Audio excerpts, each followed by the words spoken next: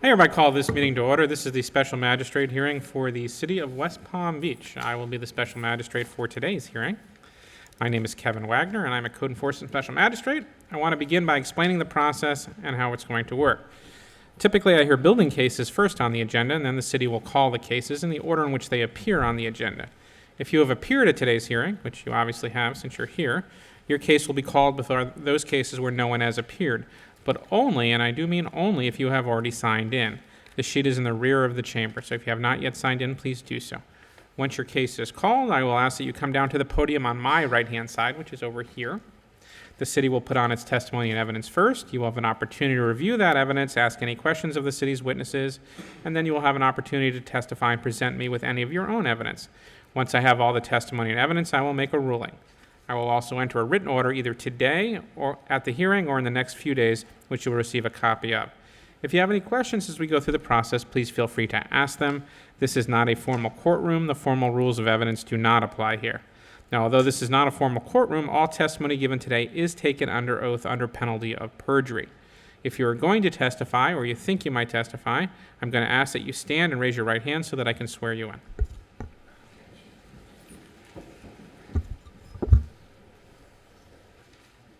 Do you swear or affirm the testimony you're about to give will be truthful and accurate under penalty of perjury under the laws of the state of Florida?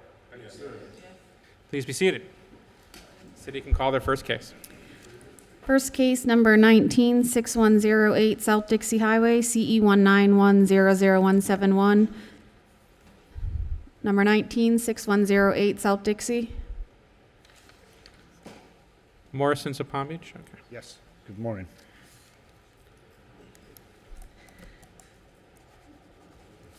Good morning. My name is Louise Wardell, Environmental Compliance Specialist with the City of West Palm Beach. I'm here about the property located at 6108 South Dixie Highway. The property was posted and the notice was mailed first class and certified. A citizen had called and said that there was grease going into the storm drain and it smelled like grease from a restaurant. So when I went out there to investigate, the sidewalk was also covered with grease, and a customer had come over to me and told me that she had almost slipped on the grease walking to her store. This was on Wednesday, October 10th. I called the stormwater crew, and they cleaned and vacuumed the city storm drain on Valley Forge, and the street sweeper came after to clean the street. I recommend, I think there's some kind of a stipulation. There's a stipulation agreed to between the city and the respondent with respect to agreement to a $1,000 fine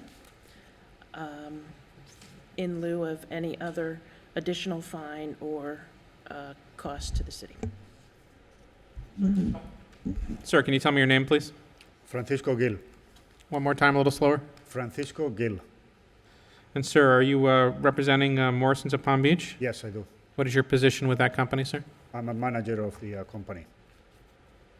The city has presented me with a stipulation indicating that you will pay a one-time fine of $1,000 due within 30 days. Is that what you've agreed to? Yes. Both sides are in agreement with this? All right, I hereby accept the stipulation and execute it today as an order of the special magistrate. Thank you for coming in. Thank you. Sir, do you...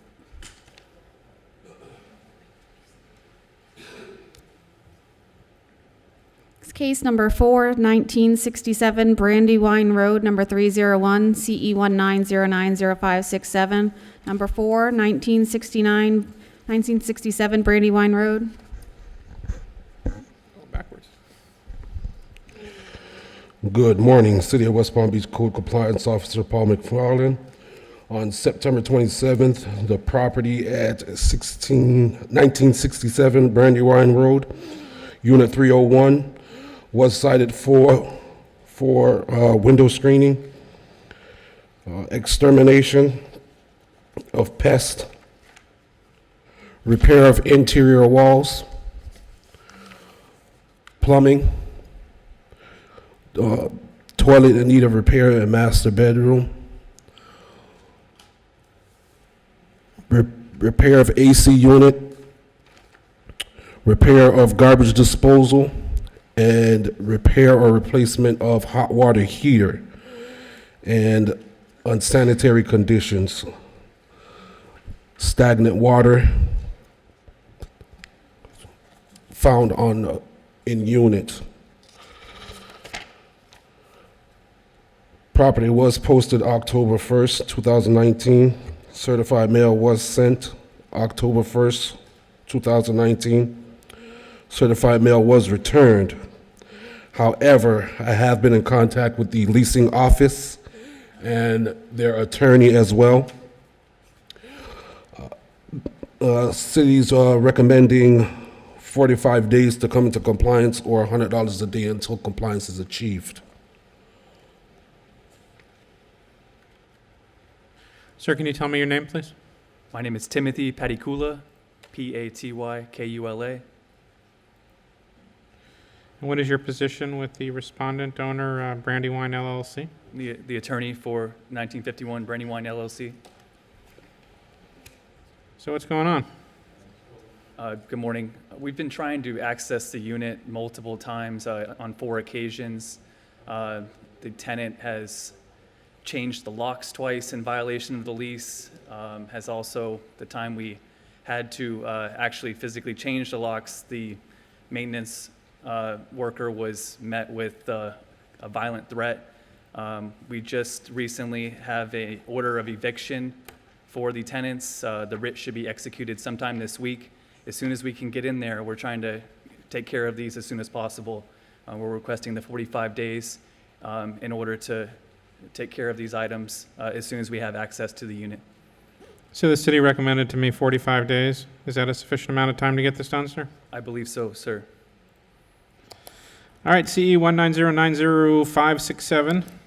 Make the following findings of fact and law. I find notice is sufficient. I find the property in violation of the listed code sections 18102.3, 18102.4, 18103C, 18103G, 18103I, and 18106A. Respondent has 45 days to bring the property in compliance or a fine of up to $100 per day may issue.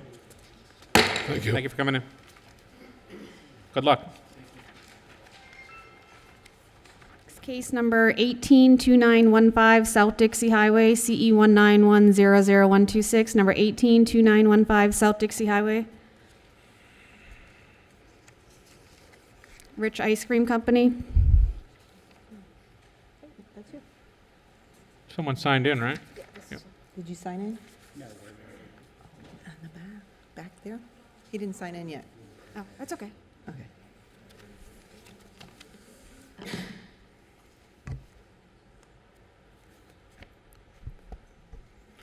Go ahead.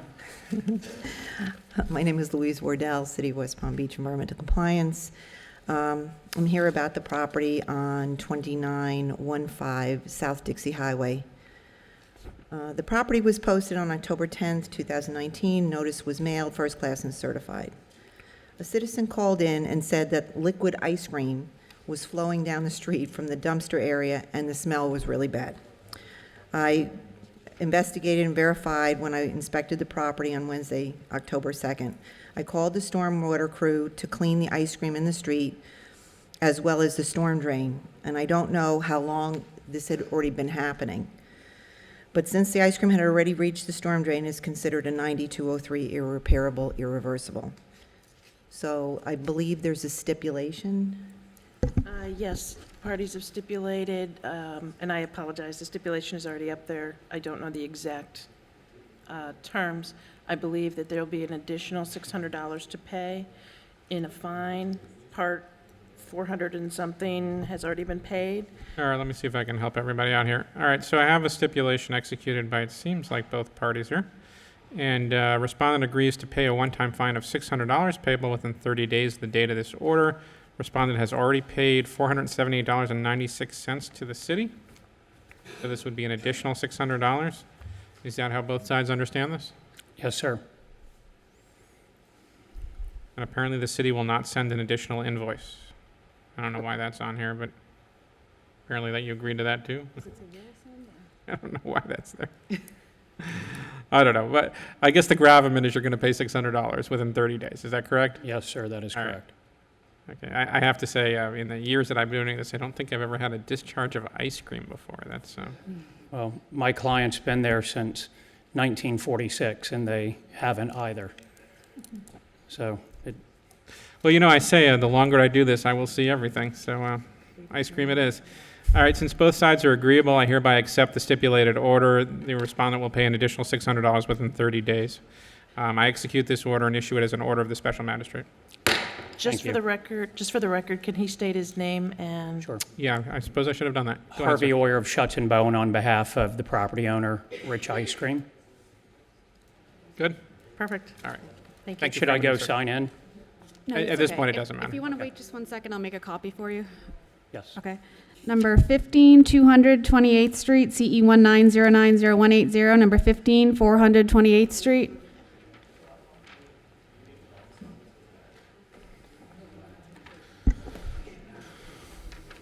Okay. Both sides are here. Go ahead, Officer Patrick.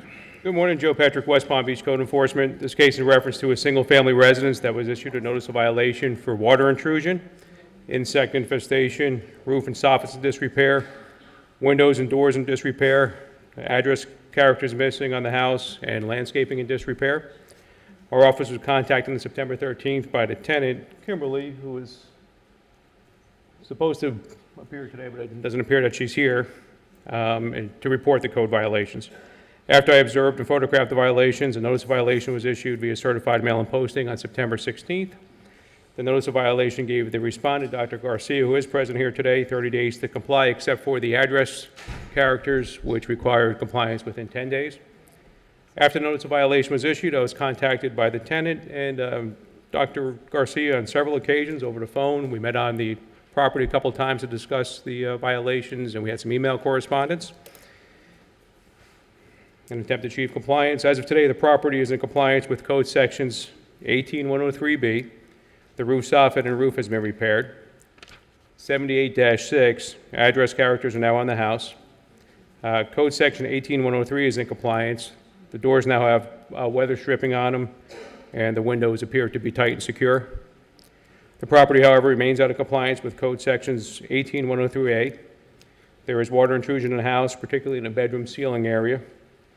The tenant also obtained a mold report that shows that there is mold in the house due to the water intrusion. There's still evidence of insect infestation in the house. Dr. Garcia did have an exterminator come out and treat it once or twice, but it appears that a regular maintenance schedule is going to have to happen in order to take care of the insects inside the house. 94-446-2, the landscaping remains out of compliance. Dr. Garcia stated he was not interested in restoring the landscaping at this time. The city is asking for compliance within 30 days. Compliance would mean obtaining a permit to repair the damage from the water intrusion and provide the city a regular maintenance schedule for the insect infestation, and 30 days to restore the landscaping with approved landscaping material per city ordinance specifications, or a $100 a day fine be assessed. Sir, can you state your name for me, please? I'm Joaquin Garcia. I'm the owner of 400 28th Street. All right, Dr. Garcia, can you tell me what's going on with your property? Yeah, everything was taken care of except the landscaping and the water intrusion. In terms of the critter situation, the lady, her contract ends on January 25th. So from now until she leaves, it's going to be an exterminator that is going to go there every month. And A seminary?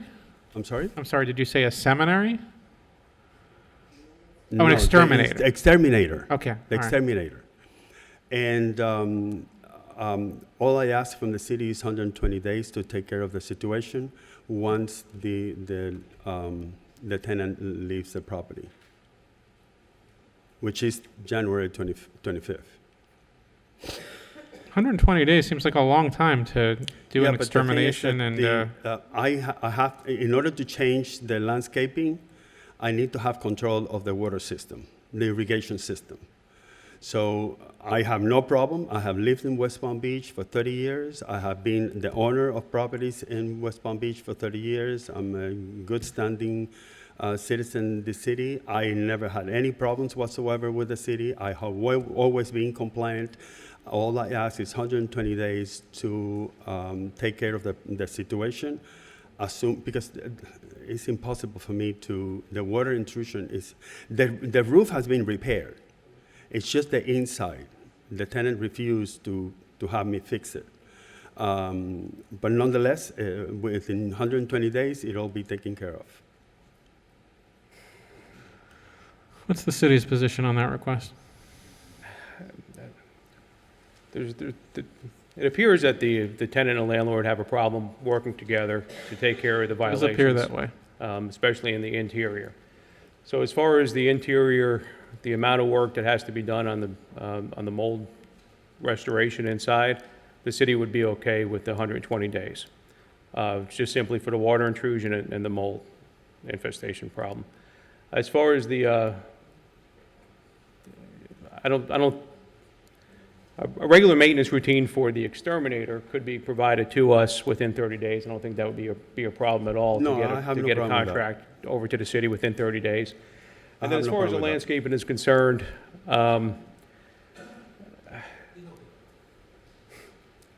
you know, in the meantime, if the irrigation system's located in back of the house, so I can understand why the respondent would have a difficult time getting to the irrigation system. However, it could at least be cleaned up, you know, until then, until he has the opportunity to restore it. I don't know if there's a way to, Well, clean up, she's supposed to take care of the lawn. I will take care of that, of the grass situation. I will take care of it as soon as I have control of the property, that I can control the water management, I mean, the irrigation system for the grass. I have no problem whatsoever it is my property. All right, this is what I'm going to do.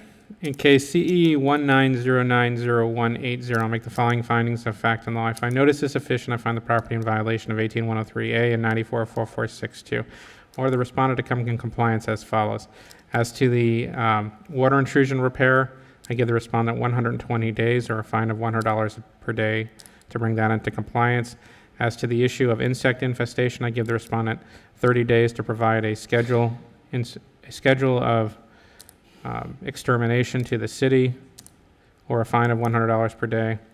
As to the landscaping, I'll give the respondent 60 days to show evidence of compliance and work out a plan with the city. okay. Or a fine of $100 per day.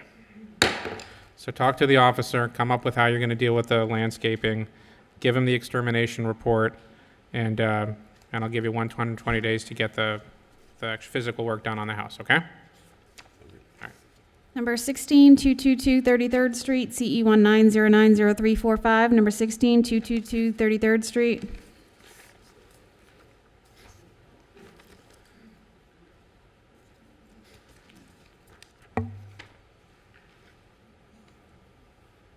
Go ahead. Okay. Joe Petrick, West Palm Beach Code Enforcement. This case is in reference to a single-family residence that has a broken fence and an on-screen boat on the property. A notice of violation was issued via certified mail and posting on September 24th and gave the respondent, Mr. Truman, who's here today, 30 days to repair or remove the fence and 10 days to remove the boat or properly screen the boat. After notice of violation was issued, I was contacted by Mr. Truman, and we met at the property and discussed ways to come into compliance.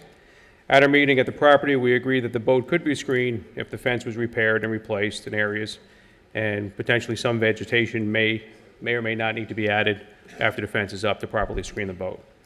Last week, I noticed that the fence permit was not yet applied for, so I contacted Mr. Truman. He came down to City Hall and applied for a fence permit on yesterday, November 5th. The city is asking for compliance within 30 days or a $50 a day fine be assessed. Compliance would mean having the fence and necessary vegetation installed if the fence alone is not sufficient enough to screen the boat. And to achieve compliance, the boat could also be removed and the fence could be removed or replaced or repaired. Sir, can you tell me your name, please? John Truman. And you're the owner of the property, sir? Yes, sir. So the city says you have to fix your fence. I plan to do it as soon as possible. I was working with some contractors who told me that they pulled the permit.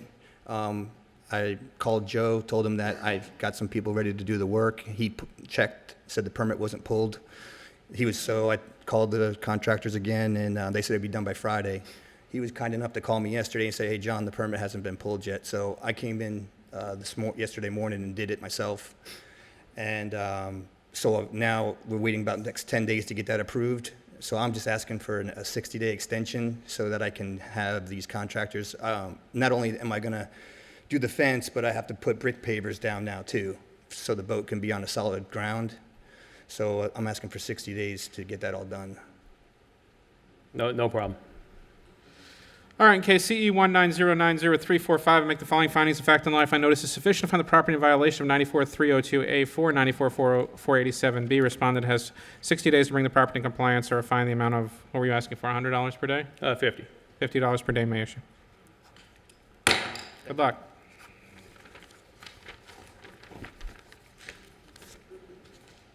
Number 41, 947 39th Street, CE 1910009. Number 41, 947 39th Street. One is Officer Clark.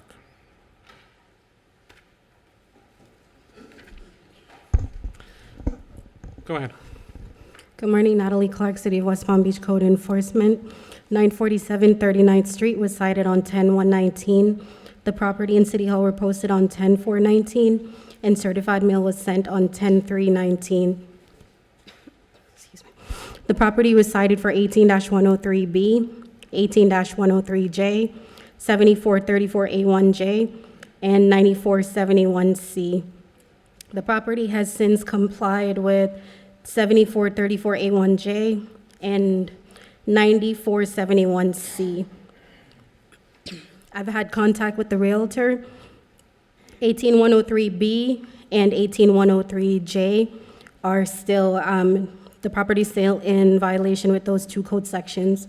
The city is asking for an additional 30 days or $100 per day until compliance is achieved. Sir, can you tell me your name, please? Yeah, Juan Restrepo, I'm property manager for the unit. You work for Saggi Angel LLC? Correct. So what's going on? He's a foreigner, and communication is tough. And so but the other thing was trying to get quotes in order to send it over to him. So we had just gotten quotes a few weeks ago finally, and then I was able to send it over to him. So but then he thought he was going to sell it. So we're up in the air. Are you selling it or are you not selling it? So he hasn't signed a listing agreement. But at the same time, I told him, I said, listen, we have to get this done. So I sent him, another email explaining everything. This is where we're at. So I said, we'll get 30 more days, but I need money to get this work done. So. Well, assuming your client pays you, can you get this work done in 30 days? Yeah, I've got, like I said, I've got the two estimates. It's just a matter of him making a decision on one of them, and we can get that done.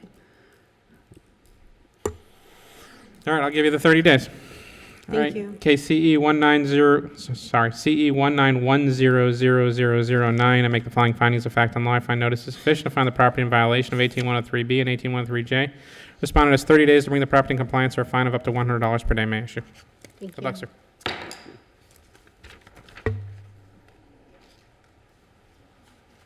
Number 60, 728 20th Street, CE 190900133. Number 60, 728 20th Street.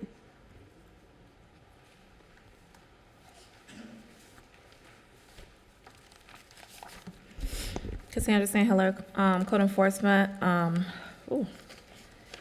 This property was cited on September 11th, posted on September 16th, certified mail was sent for on September 13th. The property was cited for 1813B, 1813J, 1816A, 18265, 3412B, 7434A1J, 9442A, and 9471-C. I've had contact with, I believe is the property manager, Mr. Gaffard. At this time, the property has complied with 1813J, 18265, and 34102B. The city is asking for 15 days to come into compliance with 18106A, 9471C, or $50 per day, and an additional 45 days for 94482A, or $200 per day until compliance is achieved. So the outstanding issues here are clean and sanitary. I'm so sorry. Oh, yeah, well, 1813B was complied. I'm so sorry. And what about 7434A1J? Oh, 7434A1J, 18106A, and 9471C, 15 days or $50 per day. All right, let's roll through them from the top again. Let's 'cause go I'm from the confused top now. again. Sorry about Right. that. So, in compliance is 1813B, 1813J, 18265, and 34102B are in compliance. 7434A1J, 9471C, and 18106A, 15 days or $50 per day until compliance is achieved. And for 94482A, an additional 45 days or $200 per day. All right, sir, can you tell me your name? Mustafa Ghaffar, property manager for 728 20th Street. You work for Anna Management LLC? That is correct. All right, so tell me what's going on. So we received this violation mid-September, and there's 8 items on there.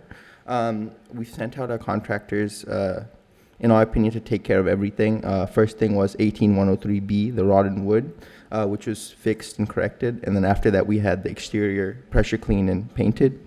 After that, 18106A, the removal of trash and debris. We did remove everything, but I went by the property yesterday. It seems there is a little bit more stuff that the tenant did put there. So yesterday, we did have someone go there and clean it, but I could send someone again to double check that. And then the boarding was completed, like she said. The inoperable vehicle has been removed as well. Also, the trash can has been removed from public view. The thing that we seem to be having an issue is 94482A. So we had the asphalt fixed and sealed by a asphalt contractor, but we don't feel comfortable changing the asphalt driveway because I spoke to many contractors, and what they tell us is that that is a pretty big environmental hazard. Because removal of asphalt is hazardous waste. So we want to know, what would be the plan of action for that? I mean, I've never dealt with that because we've cited several properties for the same thing, and they have managed to get the proper permit and get the work done. This was never brought up when I spoke to, I believe was his father, is who I've ever been in contact with. And each time we've talked about the driveway being repaired, he opted for just blacktopping it. I spoke to him since the property was cited, and I made it a point to let him know just blacktopping it is not fixing the issue, because even through the blacktop, you can still tell that it is in disrepair. We've spoken about this several times, and each time he was like, yes, we're gonna get it fixed, we're getting this done, it's finished. I've went and inspected this property, I believe, like 3 or 4 times, just to ensure that this driveway was done. And from the blacktop, nothing else has been done to cure the violation.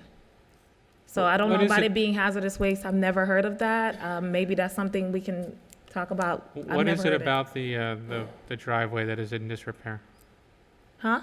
Can you tell me? Because There's cracks on the driveway, especially the one that's on the, I would say, on the left side of the house. You can tell, even though it's blacktop, you can still see it. I don't know if you could get a good view on your computer, but you can still see that it's cracked. It's just black. All they did was put the blacktop over it. It was not fixed. It's still in disrepair. Well, we did have an asphalt patch done. I do have pictures showing, and I did look at the road, and we used the same patch that was done on the road. So, and then we also put a blacktop on top of it and seal coated it. So we did do everything that's possible to be done. And the only other, there's no other repair that could honestly be done there, at all. I spoke to about 3 companies, General Blacktop, All American Asphalt, and they all told me the same thing, that we've done the repair to the best, that they could do as an asphalt paving company. Okay. Go back to that previous photo, please.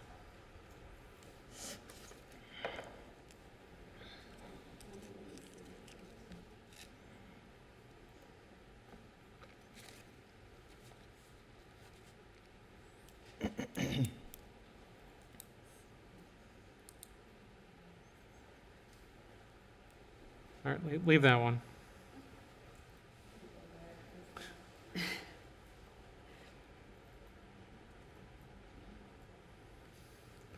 And I think these pictures are from 1031. After that, we did have another seal coat done. Does anyone have the most recent picture of the driveway? I have them on my iPad if you'd like to see. 11-4, is this That's is what it current, the said. one that she's showing up here? That's that Yep. side. Those are the current ones.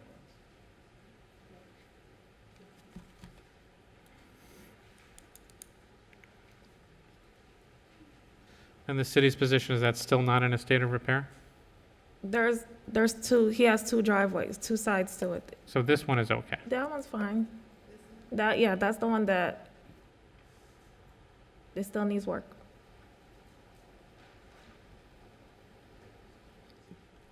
I need a different picture of that. Yeah.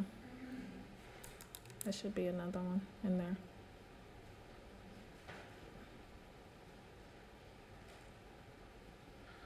Okay, now I guess it's the city's position that that area in the front is in disrepair?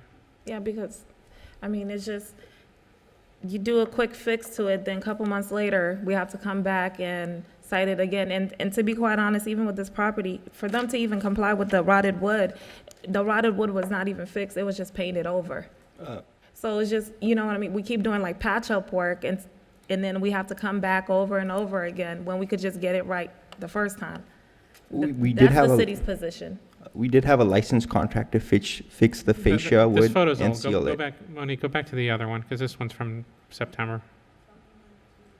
The one we had with the, The Picture. 11-4.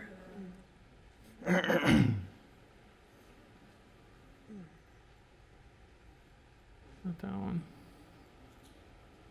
Is there another one? Yeah, that one. And zoom in on this one, because this is most recent. Yeah. I gotta be honest, I think I agree with the city here. That doesn't look repaired to me. That looks like you got a giant crack in it. The crack is still there. I mean, I don't know if my picture is doing a good justice, but if you were in front of this property, you would have a better look at it, and you would still see the crack is still there. I mean, I'm trying to give you the benefit of the doubt here, but that doesn't look repaired to me. Does that look repaired to you? Oh, stay on that picture.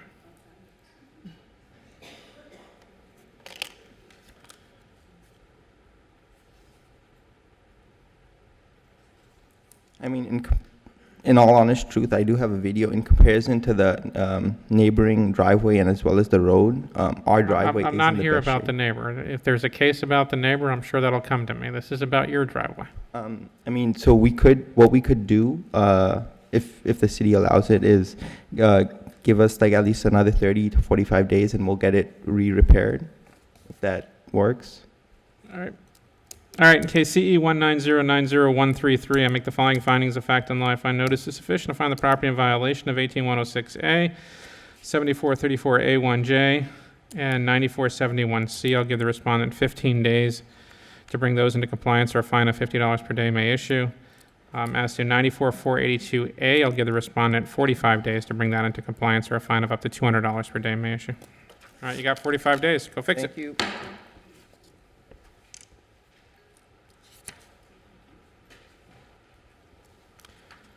Number 62, 1317 13th Street, CE 190902331. Number 62, 1317 13th Street.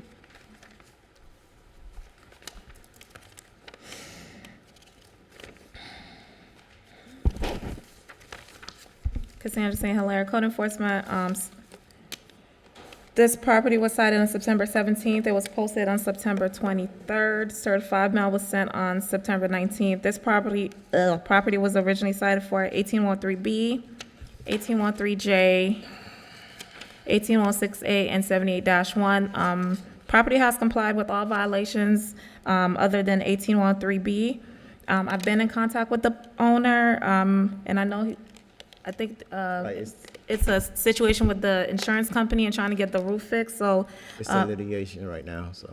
So the city is asking for an additional six months or $50 per day until compliance is achieved. Sir, can you tell me your name, please? Aaron Neely. And you're the owner of this property, sir? Yes, sir. So the city says you complied with everything but the painting, is that it? No, the roof, 1803B. 103B, okay. So the city's saying you've complied with everything but the repair of the roof, walls, and foundation. So what needs to be repaired? Only the roof and the what you call it? The Like soffits? Soffit, fascia. Yeah, just the roof yeah. stuff. And so tell me what the delay is? Well, my insurance dropped me because we live within that 5 mile, the 5 mile radius. So I had to end up suing the insurance company to get the funds to fix these. That's never fun. Huh? That's never fun. So what's the status of that? I have no idea. I call them like every other week asking, hey, have you heard anything? I need to hear something back, so that's where I'm at with this. You mean you called your attorney? My attorney, yes. Well, I don't know if it's going to go to trial or what's going to happen with it. So here's the thing. I can give you some time to try and resolve that, but at one point or another, you're going to have to fix that roof. I whether you understand. win I that definitely trial or understand. not. It's not like I'm trying to shut this, try to push it under the rug. I'm doing my best. So, if you go out there and look at it, you'll see. She'll tell you.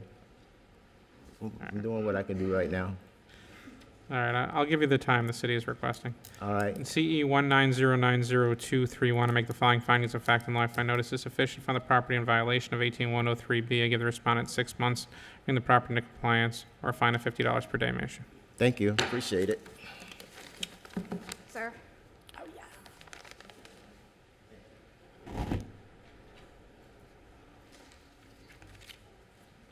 Next case number 38, 1111 36th Street, CE 1908031, number 38, 1111 36th Street.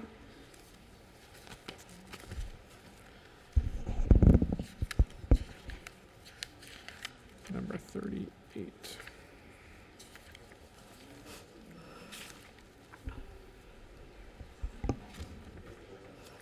Go ahead, Officer Clark. Natalie Clark, City of West Palm Beach Code Enforcement.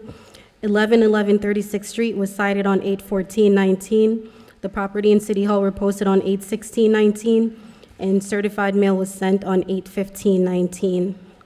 The property was cited for 18-103J, 18-106A, 18-265, 82-144, 94-315A. The property has since complied with 18-265. All other violations remain. The city is asking for an additional 30 days or $200 per day until compliance is achieved. So tell me what's in violation here. Okay, so the paint, they have started the paint as of yesterday. That wasn't completed. The clean and sanitary, as far as the trash, there's still like chairs on the lawn on the side of the property. And there's a big yellow box truck that's parked in the parking lot. There's no business tax for that. It's advertising a business. And as far as the dumpster enclosure, the dumpster enclosure was done without a permit. The permit was applied for on 9/24/19. However, it was denied by building on 10/1/19, and there has been no response from the property owner as far as a correction. Okay, ma'am, can you tell me your name, please? Yes, Velin Whitfield, Attorney Velin Whitfield. With me today also is Bishop W. O'Shea Granger, who is the pastor at the church, and also Carolyn Smith, who is the chair of the trustee board. We actually are almost complete with the painting of the building. The painting was started approximately 10 days ago. And so it is complete. As you can see, this is a very large property, so it's not a simple situation where a property owner can just go out and hire a painter. We had to go through the bid process in order to do it.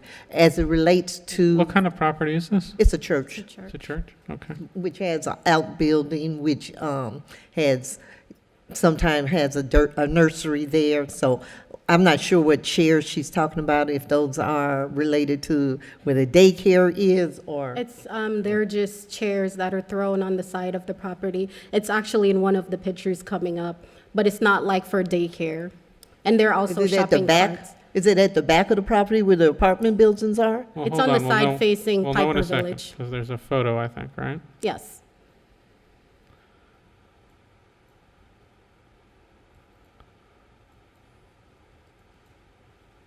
Those chairs. So they're just thrown out on the lawn to the side facing the apartment complex. Those are not the church's chairs, and we do have a problem with, there's an apartment complex right behind the church, so we do have people that go through there on our property and clean our property. So I don't know if those chairs were not there the last time I was on the property, which was Monday. So that's a constant problem that we have to go through and clean up, because we do not allow dumping on our property. As it relates to the enclosure, I personally spoke with the contractor. We do have a contractor that did that. He indicated that there were some problems with the permit. He has assured me that he is in the process of getting the architect to do what is necessary so that the permit can be pulled, and the rest of the work on the dumpster is done. Up until yesterday, I was totally unaware of what those problems were as it relates to the dumpster. The truck, we have tried to give the owner of that truck time to get his paperwork in order. I've advised my clients that we just need to tell him he got to move it, or we will move it for him. We are asking that we be given 90 days in order to complete everything, which would include the issues with the dumpster and getting the permit and closing out the permit. Magistrate, I have spoken to the pastor of the church in regards to the dumpster enclosure, which that question was asked of me if a permit is required to do that dumpster enclosure. I did advise it is required. However, the dumpster enclosure was done without the permit. So I know they're having some issues. However, the building department did deny that permit on 10/1, and the contractor or property owner would have received some sort of correspondence from the building department, as they do call or email. That hasn't been addressed. So as far as the 90 days, I would say 60 days is sufficient, as the permit is already in the process, but it doesn't really require 90 days for that process, as long as someone is responding to the building department to correct those issues. If I may just say, I personally spoke with the contractor yesterday because he was not communicating with us the problems. As I told him, those were the things he should have brought up to us immediately when his application was denied. He advised me that he does need to hire an architect because he needs to do the drawings for it. He had drawn a line of where the enclosure was going, and they said, no, that's not good enough, and the landscaping. So that's why I'm asking for the additional time, because he does have to complete that process. The architect does have to do the drawings, take it, get it approved, and then, of course, we have to have the final inspection in order to close it out. Still seems like that could be done in 60 days. I'm not sure why you would need 90 for that. Yeah, I don't know the how work- fast the the work is city's already done. working. I don't know how fast the city's working with their permit approvals, so that on an abundance of caution, we would ask for that. I mean, is there any reason why this couldn't be done in 60 days? I still don't think that would require 90 days, because the permit is already in the system. So it's just a matter of whether the contractor or the property owner would respond to the building department. As of now, it's just sitting with no response. So I think that does take up the majority of the time as far as the permitting process. It's just getting that response in there to correct those issues, which typically doesn't take 90 days. All right, this is what I'll do. In case CE 19080312, I make the following findings of fact and law. I find notice is sufficient. I find the property in violation of 18105J, 18106A, and 82144. On those sections, I'll give the respondent 30 days to bring the property into compliance, or a fine of up to $100 per day may issue. As to 94315A, dumpster screening, I find the property is in violation of that code section. I'll give them 60 days to bring that code section into compliance, or a fine of up to $200 per day may issue. I think that's plenty of time. Thank you. Thank you. Thank you, Magistrate.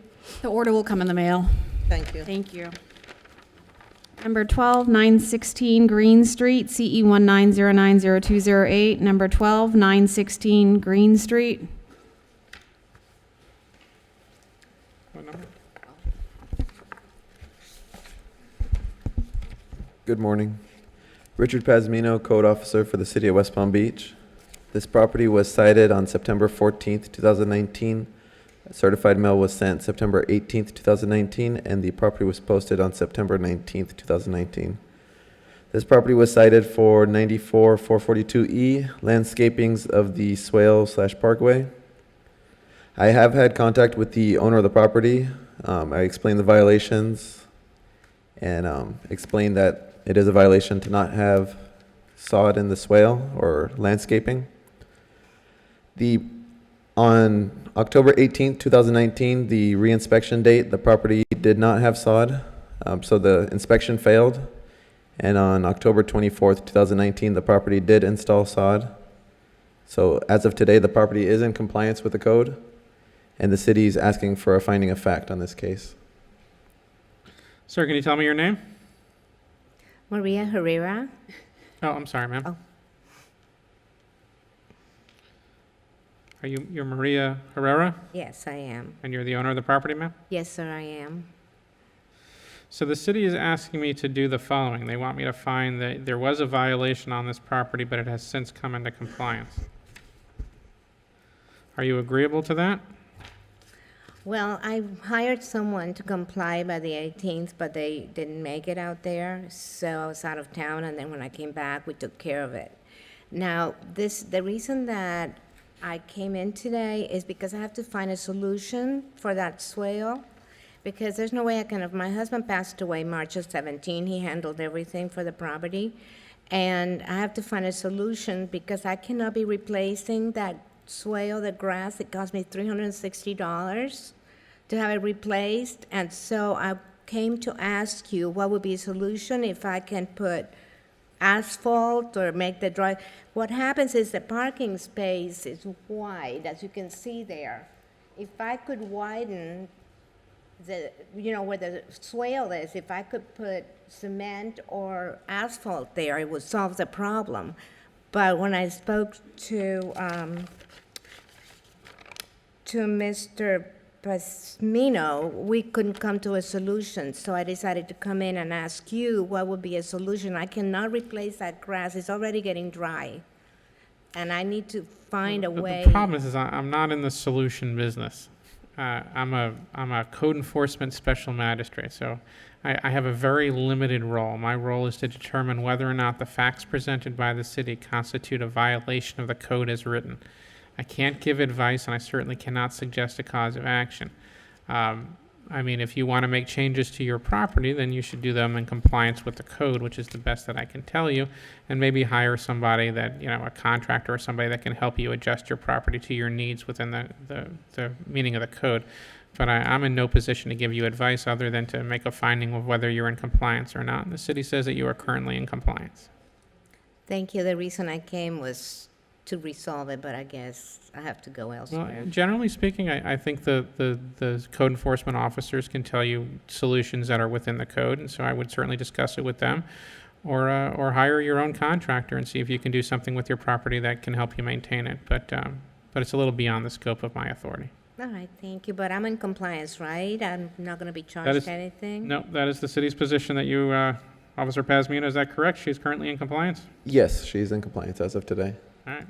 So in case CE 1909028, to make the following findings of fact and law, I find notice is sufficient. I found the property was in violation of 94442E, but has since come into compliance. Thank you.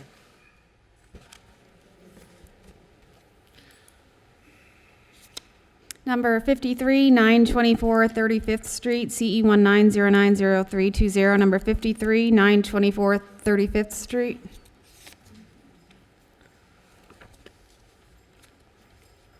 Good morning.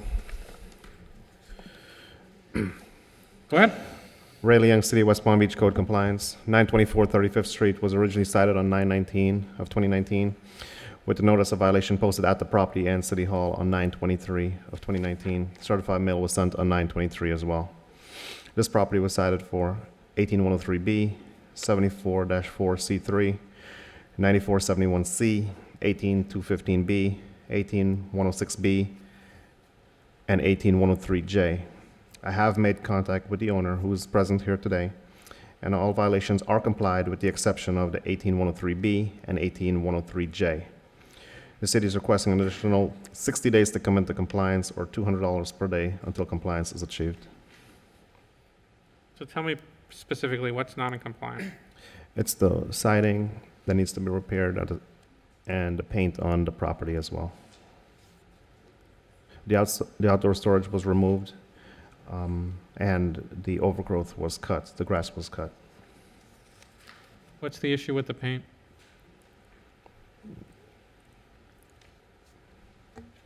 Oh, okay. Yep. Sir, can you tell me your name, please? Yes, Oscar Jimenez.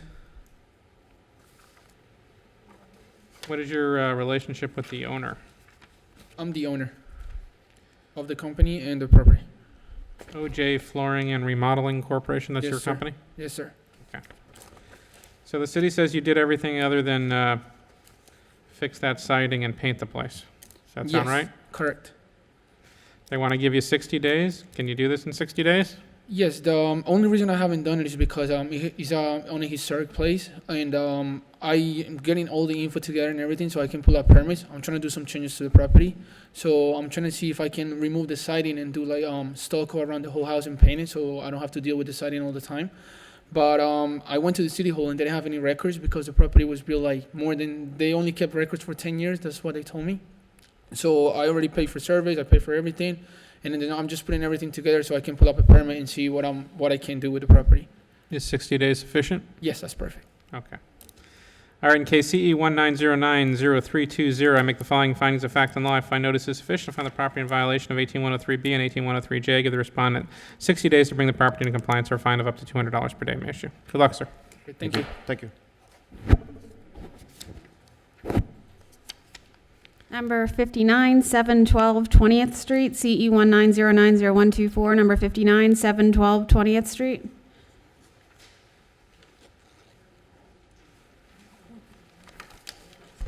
Cassandra St. Hilaire, Code Enforcement Officer with the City of West Palm. This property was cited on September 11th.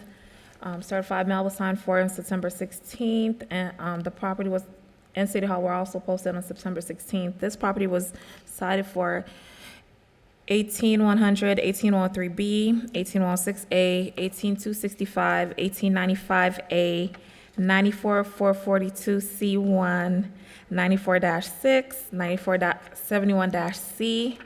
At this time, the property has complied with 94-6, 9471C, 18265, and 18100. You got it. I just want to slow down to make sure you guys got it. So just tell me the ones that are still at issue. Okay. Right now, we still have left 18103B, 1895, 94442C1, and 18106A. The city is asking for an additional 30 days or $100 per day until compliance is achieved. All right, let's talk about the ones that are at issue. So tell me, 18103B, what is the issue with the walls and foundation? There were cracks inside and outside the building. They have started patching it, as you can see in the most recent pictures. They are working on it. It's just a matter of time of getting it done. They're cleaning it up. Even on Monday, when we did an inspection, as far as like the landscaping and everything, they have all the materials. It's just they haven't had the opportunity of finishing up the work. All right, clean and sanitary, what is that? Is that the Just cleaning it up, the landscape issues in front of the house, painting, and all that. Oh, I did say 1803J. 18106A. Yeah, yeah. Just, yeah, repainting, patching up what needs to be patched up, cleaning it up. So, And what's the electrical issue? just in the back property, they had like a lot of wiring and stuff out, so they're fixing that out, and they have the covers for all the lights, which he showed them all to me. Like I said, it's just a matter of them finishing the work. And they're missing grass? Yeah. And how- Which they have. And how long is the city recommending that? 30 days. 30 days. Sir, can you tell me your name, please? Yes, sir. Amir Shakil. I'm sorry? Amir Shakil, I'm the part owner. And also we have Mr. Harun Suleiman also. You're not Harun Suleiman? No, I'm not, but I'm a part owner also. I'm a property manager also. Oh, you're the property manager for him? Yes, sir. Okay. So the city, as you just heard, the city says you have a few things left to do, but you're working on the property and they want to give you 30 days to bring it into compliance. Is that sufficient time, or do you have an issue with any of the No, not citations at- the city took? Not at all, sir. We should be finished by within a week or so and all that. And as she looked at it yesterday, 2 days ago, should have been done due to the weather. And we already started the painting and all that, so. All right, well, I'll give you the 30 days.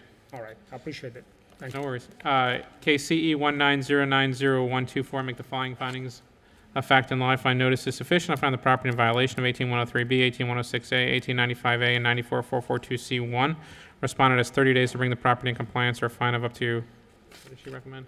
100. $100 per day may issue. Thank you for Thank coming in, you. sir. Do we have anyone else signed in for a case? What's the address? 1319 Alpha Street. Did you That's a just lien sign it? reduction. That's a lien reduction Is that case, for right? 11:30? Oh, it's a lien reduction. Is that 11:30? Yeah. It's under the matters for 11:30. Okay, sorry. Anyone else here for the 9 o'clock agenda? Okay. Number 1 is complied, 500 Executive Center Drive, CE 190805338. Number 2, 500 Executive Center Drive, 5E, CE 190805541.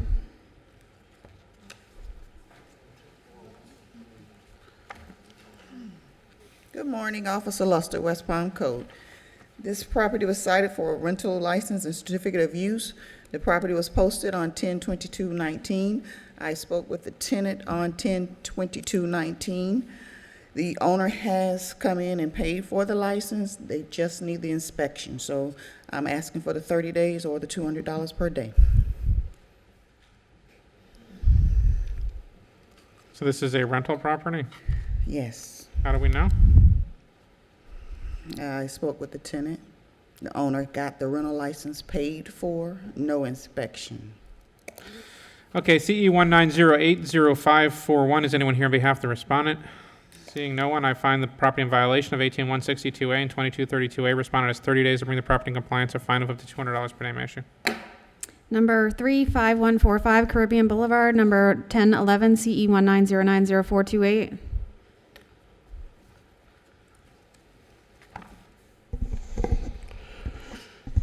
Good morning, City of West Palm Beach Code Compliance Officer Paul McFarland. On September 25th, the property at 5145 Caribbean Boulevard, Unit 1011, was cited for repair of interior walls, repair all water-damaged walls and ceiling, and unsanitary conditions, mold found in unit.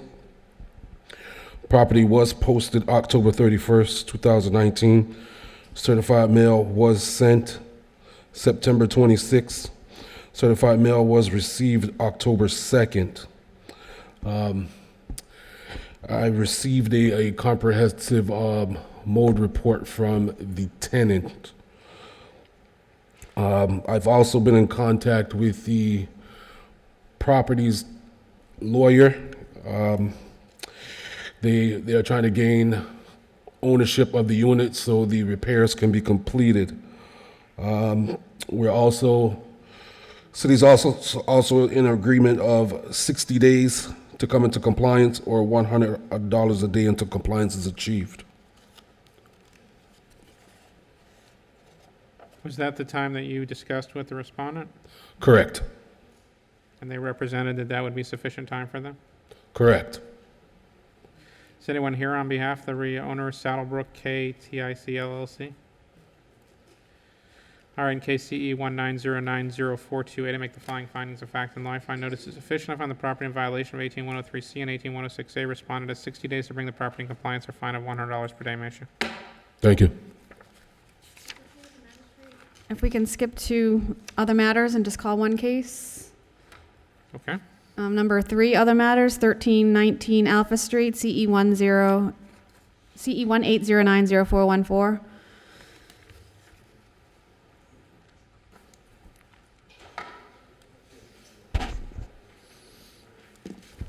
Sir, up over here. I believe he needs to be sworn in.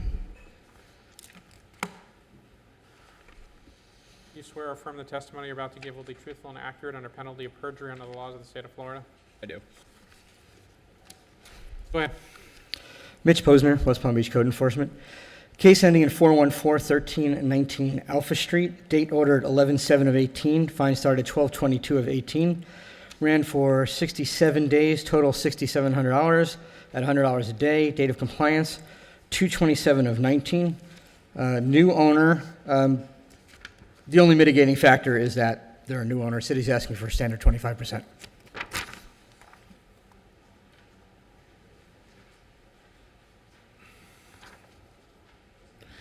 Go ahead, sir. Could I just submit these for reference? Come to the city first.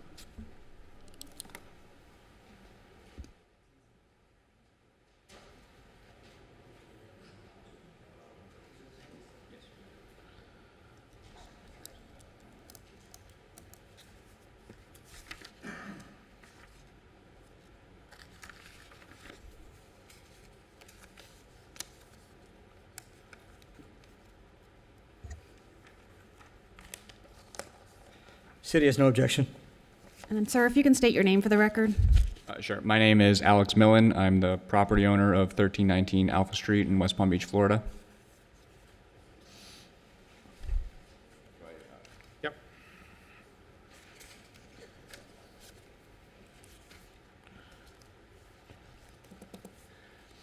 So as the staff These are both the same? These are both the same, yes. Do you want one?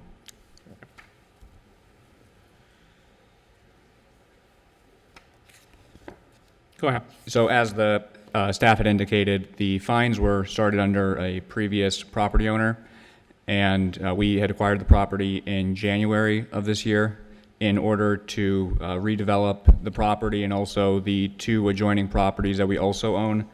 If you look at the timeline, mid-December, the $100 a day fine started. January, we purchased the property. February 21st, we sent a notarized letter that was submitted to the city notifying that the tenants had vacated the property, which brought the property into compliance.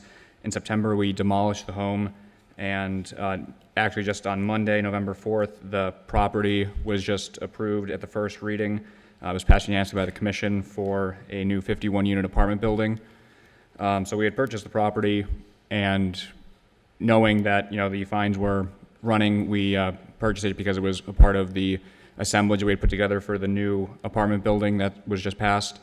So essentially, we're investing close to $10 million in the neighborhood, trying to revitalize it and bring some new life to the neighborhood. So we're asking for a lien reduction for the fines that were accumulated starting under the previous owner. And we feel that's justified just because we're putting a lot of other money into the neighborhood and trying to improve the property itself. So tell me what you're asking for. We would like half off, please. City agrees.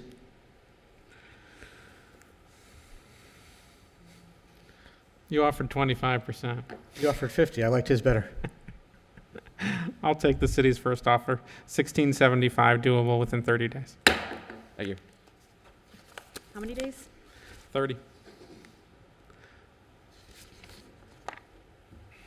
Thank you. Number 5 is complied, 1309 8th Street, CE 190900529. Number 6 is rescheduled, 1320 13th Street, CE 191000016. Number 7, 817 43rd Street, CE 190800029. Good morning, Joseph Oliva, Chronic Nuisance Officer for the City of West Palm Beach. This address was brought in front of you last month, and you did a split order on the violation, which was for an action plan, 54-403-A, and you gave the gentleman 10 days to cut his grass and 15 days to send in an action plan. The 10 days to cut his grass, I couldn't do an affidavit of compliance or non-compliance because that wasn't the violation. The violation was he never submitted an action plan. But the action plan he never did anyway. So you gave him till the 17th of this month, and he never submitted an action plan. I did repost the property because my supervisor wanted clarification on, what was going on with this situation here. So I did post the property on 10/18 of 2019. Have you had any contact with the respondent? Did he make any attempt to Well, comply? he called my number and left a vulgar message for me, and then he spoke with Mark Joyce, who's the supervisor or the manager of code, and kind of was like telling him I don't want to leave her around my area and stuff like that, and this and that. So, but he never did an action plan, and that was initially what the chronic nuisance 54-403-A was asking for, and the gentleman never did one. Okay. So what are you asking for here? A service order on the property to abate the property of any of the violations, landscape maintenance, removal of trash and debris, trimming of the trees, and any other abatement methods necessary to keep this property in compliance. Help me with my recollection here. Why is this property a chronic nuisance?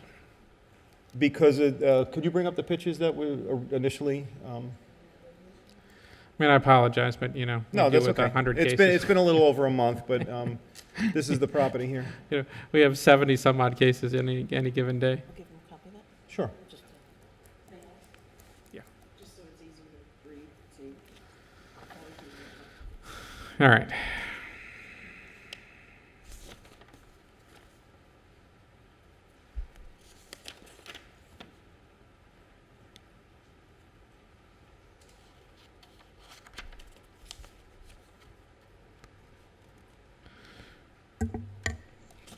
So the conditions on the property are persisting.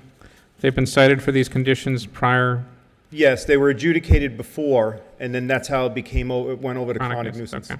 And now I was just asking for an action plan from him, and he did not comply with it. Right. And the other thing is too, I don't know if we mentioned this the last time in the case, he doesn't live at this property. This is a vacant property. It's his, but he lives somewhere else in the city. It probably doesn't matter. At least, it's not one of the elements of the chronic nuisance, but. Right. All right. Is anyone here on behalf of the respondent? All right. I hereby find a pattern of nuisance activity exists on the property. I affirm the city's declaration that the property is in fact a chronic nuisance. I hereby enter a chronic nuisance service order authorizing the city to perform any nuisance abatement services that are needed on the property and to charge the cost of those abatement activities against the property owner. Thank you. Number 8 is rescheduled, 801 39th Court, CE 191000182. Number 9, 4200 San Marino Boulevard, 308, CE 190100243. Good morning, Officer Levine, City of West Palm Beach Code Enforcement. This property was cited for... Must be a rental issue. Beg your pardon? I'm sorry. I know. I see you and I see rental issues. This property was cited for failure to obtain a rental license and certificate of use. Certified mail was returned. The property was posted on 10/22/2019. Occupancy was verified by property management. The city is requesting 30 days to come into compliance or $200 a day thereafter. So you spoke to the property manager and they indicated that this was a rental property? Yes, sir. And you posted the property and sent certified mail? Yes. And at this time, there is no rental license on the property? No, sir. No contact with the owner. Nothing. And no contact with the owner? No, sir. You're asking for 30 days or $100? 200. 200? That's right. I forgot that you guys went up. All right, in case CE 1901023, make the following findings of fact and life. I notice is sufficient from the property in violation of 18162A and 2232A. Respondent has 30 days to bring the property in compliance or fine of $200 per day. May I issue? Number 10, 1401 Village Boulevard, 1212, CE 190900394. This property was cited for failure to obtain a rental license and certificate of use. Notice was accomplished by certified mail, which was signed for on 9/27/2019. There is no active application in the system for a license. Occupancy was verified by property management. The city is requesting 30 days to come into compliance or $200 a day thereafter. Spoke with the property manager. They said this was a rental unit. Yes, yes, sir. Posted in certified mail. Yes, sir. No evidence of Certified any. mail. It was no posting. No posting, just certified mail. Just certified mail. The certified mail was accepted. Yes, sir. Signed for. No contact with the owner. No, sir. All right, KCE 1909039, make the following findings of fact and law. For notice is sufficient to find the property in violation of Code Section 18162A and 2232A. Respondent has 30 days to bring the property in compliance or fine of $200 per day issue. Number 11, 1401 Village Boulevard, 1222, CE 190903996. This property was cited for rental license and certificate of use. Certified mail was signed for 9/27/2019. Occupancy was verified by property management. There is an active application in the system. However, whenever you call that number, it just goes into voicemail and says that the mailbox is full. So I've had no contact with the property owner. So they've applied for the permit, but they haven't picked it up or paid for it? They have applied for the permit. It needs to go through an inspection. But whenever I call the number, it goes directly into voicemail and it says So you have been unable to schedule the inspection? Yes, sir. All right. KCE 190903996, make the following findings of fact and law. Find notice is sufficient to find the property in violation of 18162A and 2232A. Respondent has 30 days to bring the property in compliance or a fine of $200 per day issue. Thank you. Number 13954 McIntosh Street, CE 190900577. Richard Pazmino, Code Enforcement Officer, City of West Palm Beach. This property was cited on September 27th, 2019. Certified mail was sent October 2nd, 2019, and I posted the property October 18th, 2019. This property was cited for 105.1 failure to secure building permit for a fence installed at the property, and 110.3 required inspections. I made contact with the property manager this morning. There's no permits applied for yet. The city's recommending 30 days for the property to obtain and pass all permits and inspections, or the city's asking for a $100 a day fine. So the issue here is they built the fence without obtaining the permit prior to building the fence? Correct. Did they explain why this happened? No, the neighbor was cited first. We thought it was their fence. They had other issues, but it turned out there was this property that had put up the fence. Is there any reason to believe that they couldn't obtain the permits within 30 days? No. Is anyone here on behalf of the respondent?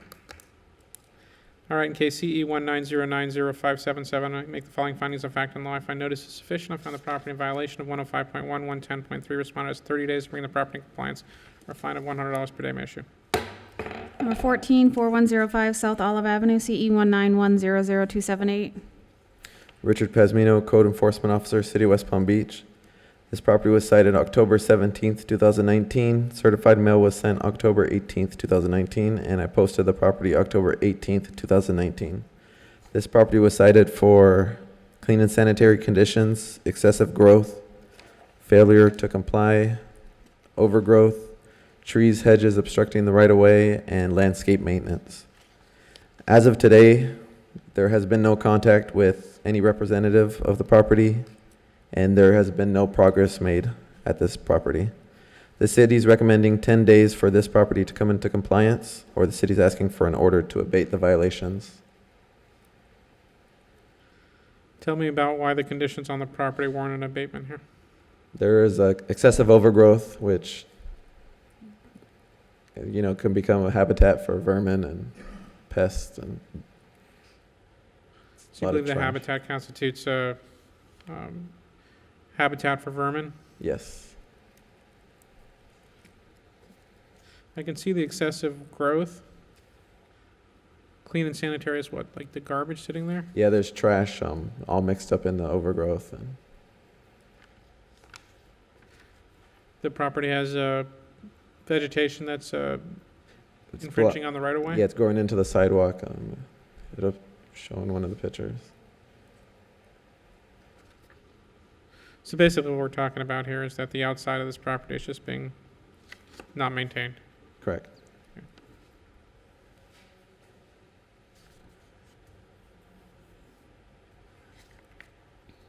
Doesn't look like it's been maintained in some time. Yeah. Have you had any contact with anyone on this No, I've property? had no contact besides the certified mail that was sent. Also looks like it's obstructing the utility, is that correct? It's owned by Bell South Telecommunications Inc. It's one of their, I don't know, servers or And you couldn't get Bell South to respond? no.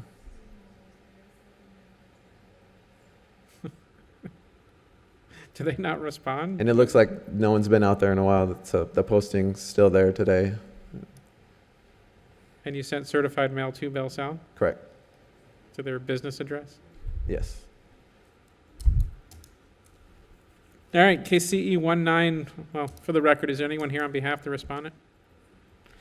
All right, in KCE 191000278, I make the following findings of fact and law. I find notice is sufficient. I find the property in violation of 18106A, 18106B, 18215B, 7404C3, 7404C4, and 944462.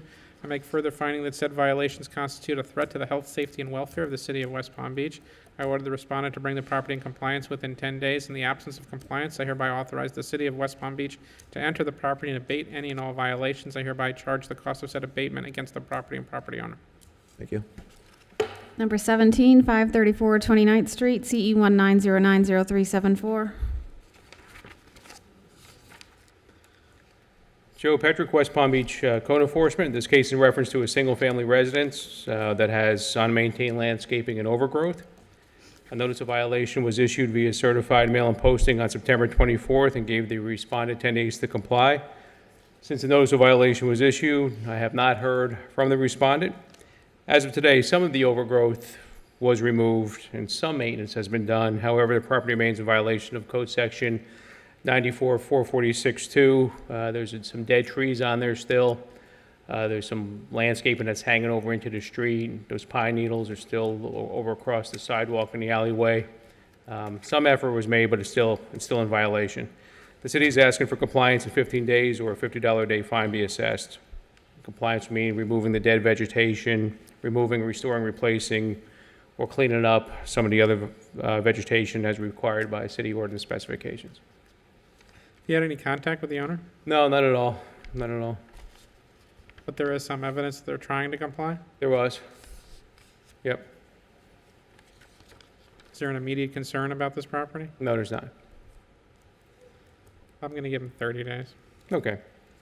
All right, CE 190900374, I make the following findings of fact and law. I find notice is sufficient. I find the property in violation of Code Section 944462. Give the respondent 30 days to bring the property in compliance or fine of $50 per day may issue. Thank you.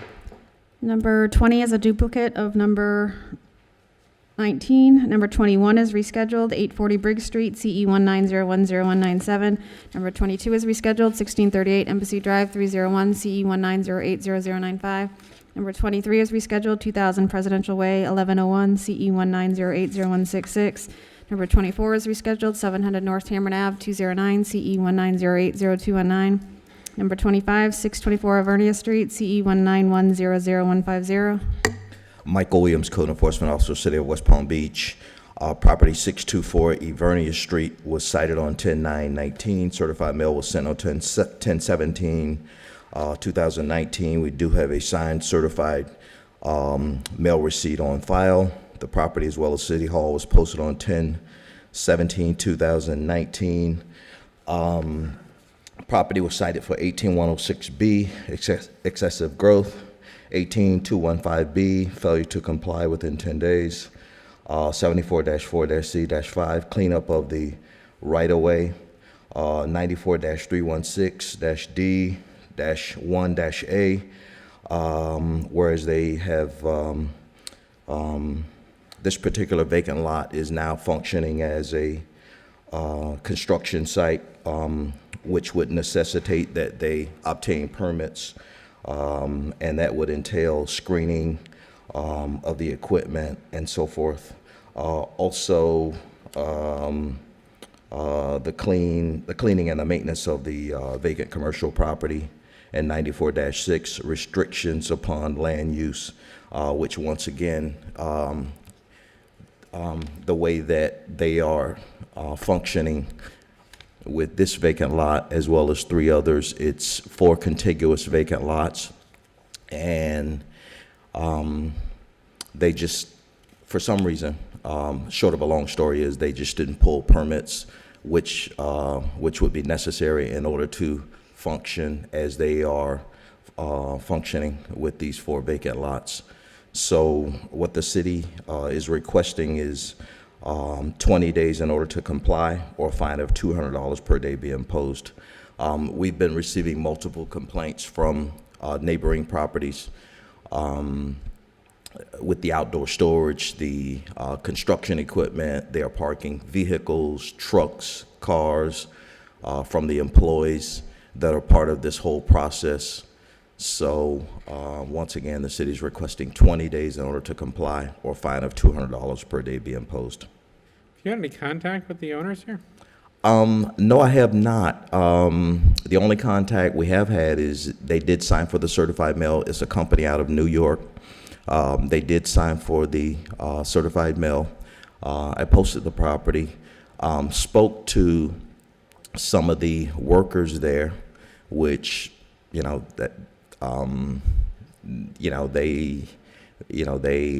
didn't know that it was a violation. They just indicated rather that they were just told to place all the materials there and, continue on with their business.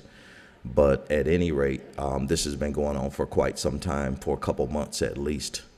And so, once again, the city just wants to give them 20 days to comply, or a fine of $200 per day be imposed. All right, is anyone here on behalf of the respondent? In case CE 191000150, I make the following findings of fact and law. I find notice is sufficient to find the property in violation of 18106A, 18215B, 7404C5, 94316D1A, and 94-6. Respondent has 20 days to bring the property in compliance, or fine of $200 per day may issue. Number 26, 628 Ivernia Street, CE 191000252. Michael Williams, Code Enforcement Officer, City of West Palm Beach, 628 Ivernia. Property was cited on 10/17/19. Certified mail was sent on 10/17/19. So this is the second of the 4 lots? Yeah, this is number 2 of the 4 contiguous lots. Same scenario, same situation. The outdoor storage, vehicles being parked, tractors, trucks, cars, no permits, same scenario. Okay. I'm going to incorporate the testimony from the previous case into this case as well. Is anyone here on behalf of the respondent? I assume you're seeking the same remedy of 20 days or $200 per day? Is that correct? Yes. All right, in case CE 191000252, I make the following findings of fact and law. I find notice is sufficient. I find the property in violation of 18106B, 18215B, 7404C5, 94316D1A, and 94-6. Respondent has 20 days to bring the property in compliance, or fine of up to $200 per day may issue. Number 27, 632 Ivernia Street, CE 191000256. Michael Williams, Code Enforcement Officer, City of West Palm Beach. Property 632 Ivernia Street was posted on 10/17/19. Certified mail was sent on 10/17/19. Do have a signed certified mail receipt on file. Property, as well as City Hall, was posted on 10/17. Same code sections do apply to lot number 3. City's requesting 20 days in order to comply, or $200 per day be imposed. So there's excessive growth on this property as well? Yes. There's waste on the property on the right-of-way? Yes, there is. And they haven't obtained any permits for the construction maintenance equipment that's on there? Have not obtained any permits whatsoever. And they're currently storing or parking equipment? Yes, and they are. vehicles on there? All right, in case CE 191000256, I make the following findings of fact and law. I find notice is sufficient. I find the property in violation of Code Section 18106B, 18215B, 7404C5, 943161A, and 94-6. Respondent has 20 days to bring the property in compliance. A fine of $200 per day may issue. Number 28636, Avernia Street, CE 191000257. Michael Williams, Code Enforcement Officer, City of West Palm Beach. Property 636 Vernon Street was posted on 10/17/19. Certified mail was sent on 10/17/19. I do have a signed certified mail receipt on file. Property was cited for exact same sections. They do apply to this particular lot as well. Same situation, outdoor storage, equipment, overgrown grass. City's requesting 20 additional days in order to comply, or $200 per day be imposed. They also have waste on this property as well? They Say- have garbage and waste on this property as well? Yes, And parking and storage of equipment and vehicles? yes. All right, in case CE 191000257, to make the following findings of fact and law, I find notice is sufficient from the property in violation of Code Sections 18215B, 7404C5, 943161A, 94-6. Respondent has 20 days to bring the property in compliance, or a fine of $200 per day may issue. Thank you. Number 29635 37th Street, CE 190900327. Good morning. Christopher Thompson, City of West Palm Beach, code compliance. Property at 635 37th Street was cited on 9/20/2019. Notice of violation was posted on City Hall on 9/20/2019. Certified mail was also sent on 9/20/2019. Property was cited for outdoor storage, exterior paint, and trash and debris. I have not made contact with the homeowner. City is requesting additional 30 days to come into compliance, or $100 a day until compliance is achieved. As of yesterday, the property is not in compliance. Did they sign for the certified mail? Yes. So there's trash and debris on this property? Yes. That looks like outside storage. Yeah, there's some Where's stuff. the trash and debris?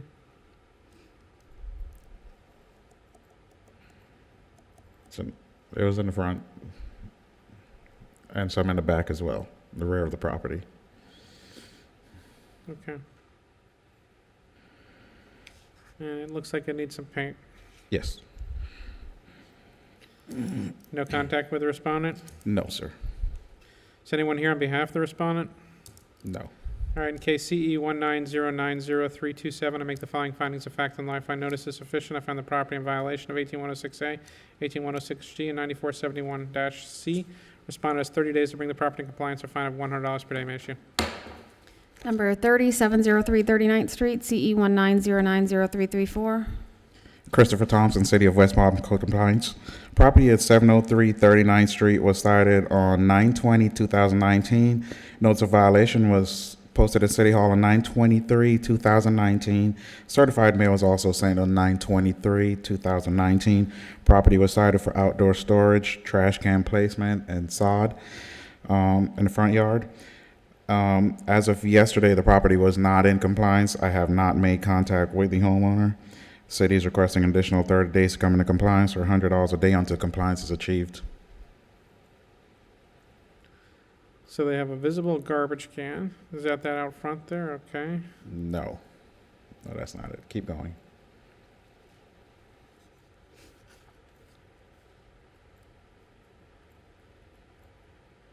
There it is. That is okay. That's visible from the street, I guess.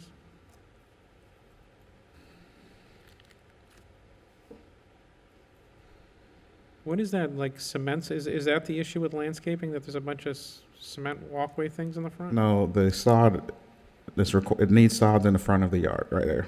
He has pavers out there instead of grass. Side. And the outdoor storage? Yes. Okay, well, that's a lot of outdoor storage. And you've had no contact with this owner? No, sir. And has there been any evidence that they're attempting to comply? I'm sorry? Has there been any evidence that they're attempting to comply? No. Not that you're aware of? Mm-mm.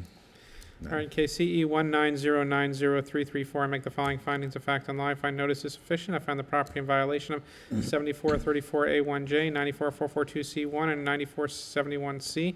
Respondent has 30 days to bring the property in compliance or fine of $100 per day. May I issue?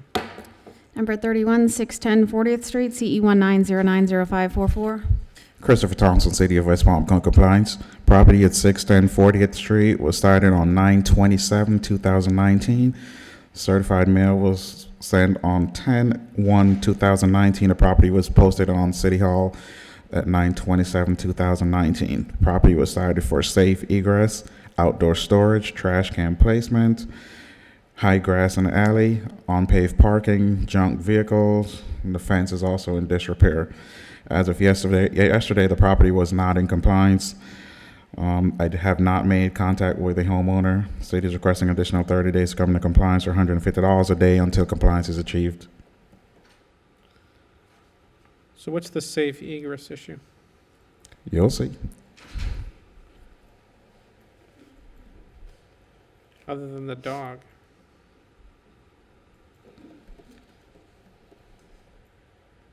Let's keep going.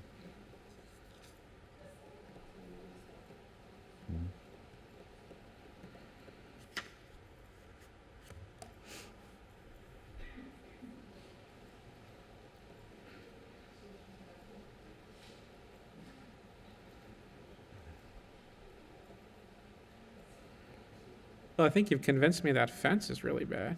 Oh, yeah. There it is. Windows are covered with zinc. Oh, are those hurricane shutters? Yes, they are. All right, we got hurricane shutters. I definitely saw excessive growth. Saw multiple junk vehicles. Yes, you saw the fence as well.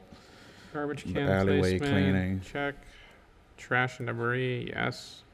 Fence disrepair, definitely. More than 3 cars on parking, yes. Those aren't licensed, right? No. All right, outdoor storage, definitely. All right, I think we got them all. Any comment, any contact with the owner? Not at all, sir. Any effort to bring this property into compliance? None. I guess they got you on camera.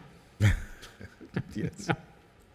All right, CE 190905544, I make the following findings of fact and law. I find notice is sufficient. I find the property in violation of 18100, 18106B, 34102A, 7434A1J, 744C5, 94302A4, 94482A, 9447B1, 9471C. Respondent has 30 days to bring the property in compliance or fine of $150 per day. May I issue? Number 32, 640 40th Street, CE 191000054. Christopher Thompson, City of West Palm, co-compliance. Property at 640 40th Street was cited on 10/4/2019. Notice of violation was posted at City Hall on 10/7/2019. Property certified mail was also sent on 10/7/2019.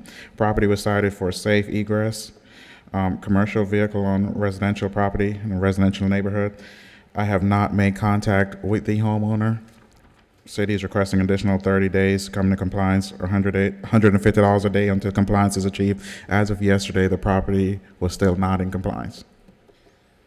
So we're talking about that truck and the hurricane shutters? No, you'll see it.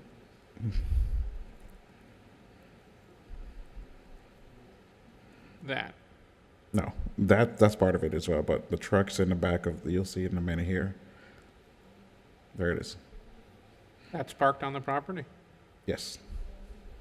Definitely looks like a commercial vehicle, and I guess the concern about egress is the maintenance of these hurricane shutters Yes. without a boarding permit. Mm-hmm. Any contact with the owner?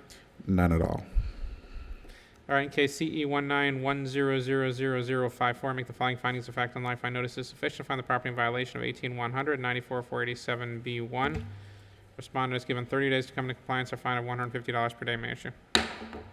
Thank you. Number 33 is rescheduled, 836th Street, CE 18120218. Number 34 is complied, 211 Worth Court North, CE 19010175.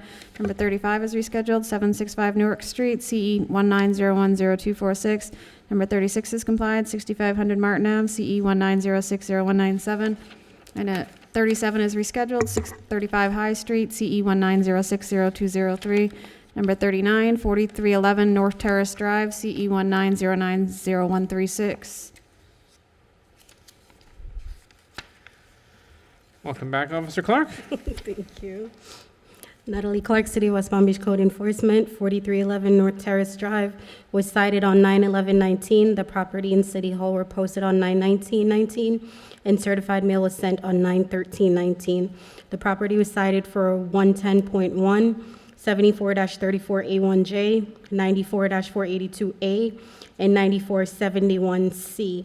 The property has since complied with 74-34A1J. All other violations remain. I've had contact with the owner. The city is asking for an additional 30 days or $200 per day until compliance is achieved.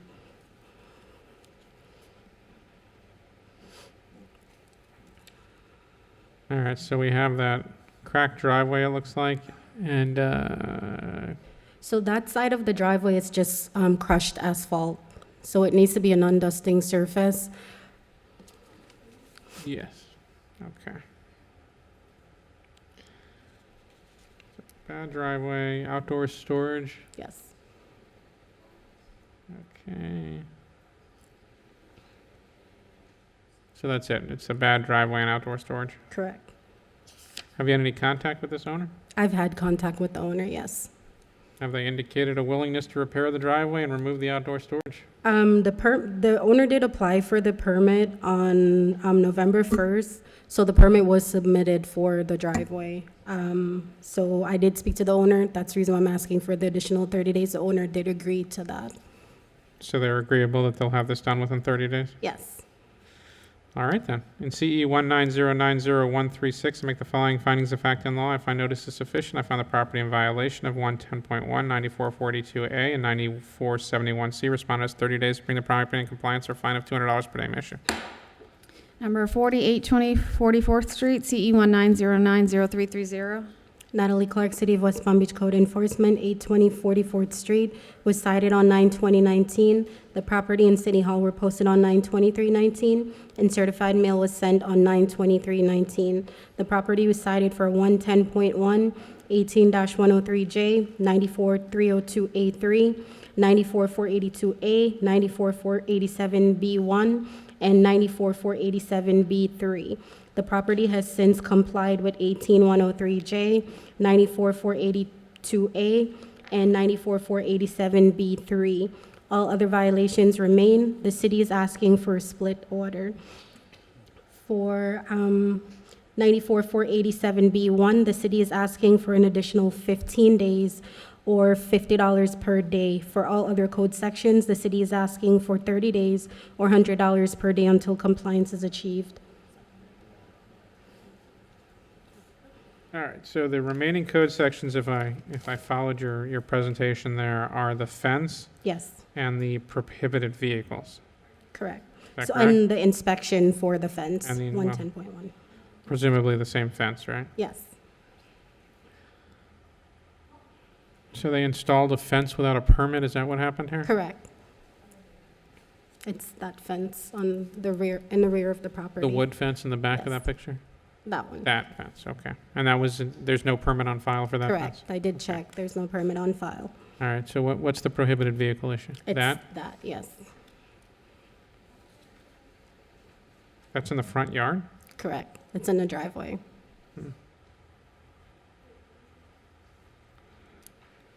Okay. Have you had any contact with the owner? I've had no contact with the owner. Any evidence that they've attempted to bring this into compliance?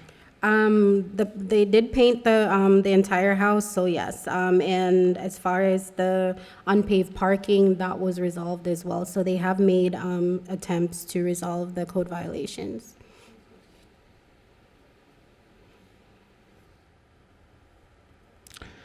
You believe 15 days is sufficient time for them to remove this trailer? Yes. All right, anyone here on behalf of the respondent? All right, case CE 19090-330, make the following findings of fact and law. I find notice is sufficient. I find the property in violation of 110.1, 94302A3, and 94487B1 as to 110.1 and 94-302A3. I give the respondent 30 days to bring the property in compliance or a fine of $100 per day may issue. As to 9447B1, I give the respondent 15 days to come in compliance or a $50 fine may issue per day. Number 42, 960 42nd Street, CE 191000018. Natalie Clark, City of West Palm Beach Code Enforcement, 960 42nd Street, was cited on 10/2/19. The property and City Hall were posted on 10/4/19, and certified mail was sent on 10/3/19. The property was cited for 105.1, 110.1, 18-103B, 18-103E, 18-162A, 22-32A, and 94-482A. The city is asking for a split order. For 105.1, the city is asking for 10 days for them to apply for the permit, or $200 per day. For 18-162A and 22-32A, the city is asking for 30 days or $250 per day. For all other code sections, the city is asking for 30 days or $100 per day until compliance is achieved. Excuse me, what's the basis for the rental violation, if you could tell the special magistrate? Okay, so there is a tenant in the unit. I have spoken to the tenant. All right, so let's run through these real quick. Multiple windows and doors are enclosed without a burning, so that's the wood there. No, it's actually in the rear. You can see the outline of it when she gets to that picture. So they did enclose the windows and doors, and a permit wasn't pulled for it. You can still see the outline where it used to be.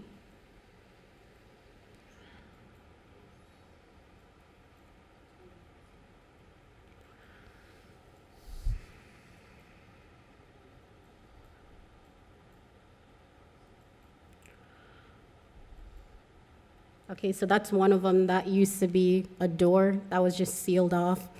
And the windows were in the rear. Those were just enclosed. Okay, I see that window on the right. So you want them to apply for a permit within 10 days, or to Correct. obtain a permit within 10 To days? apply for the permit within 10 days. All right. Sir, I have some additional information on this. Yep. She cited on 10/2 of this year. They've actually been aware of the violation since May of this year. Under the, quote, previous owner of the LLC, it was inspected in conjunction with the lien reduction for another property the LLC owned, and it failed inspection in May and July for the same things, including the no rental license, because we were aware of it then. When they had to then reapply for the lien reduction, they first changed it to the individual's name from the LLC. So basically, they're gaming the system, but that's how the property got cited. They've had an additional 10 months of knowledge of what needed to be done. All right, so 110.1 would be the final inspection for those windows. Correct. 18103B, rotten wood around the doors, what is that? That picture's coming up. So you can see the wood around the doors. It's pretty much separating. It's rotten. So the owner was advised that needed to be repaired. All right, weather-tight external door. Well, I can see you had a broken window there. And there's no, you've already testified that there's no rental license on the property, and you spoke to the tenant? Correct. And the driveway is clearly in disrepair? Yes.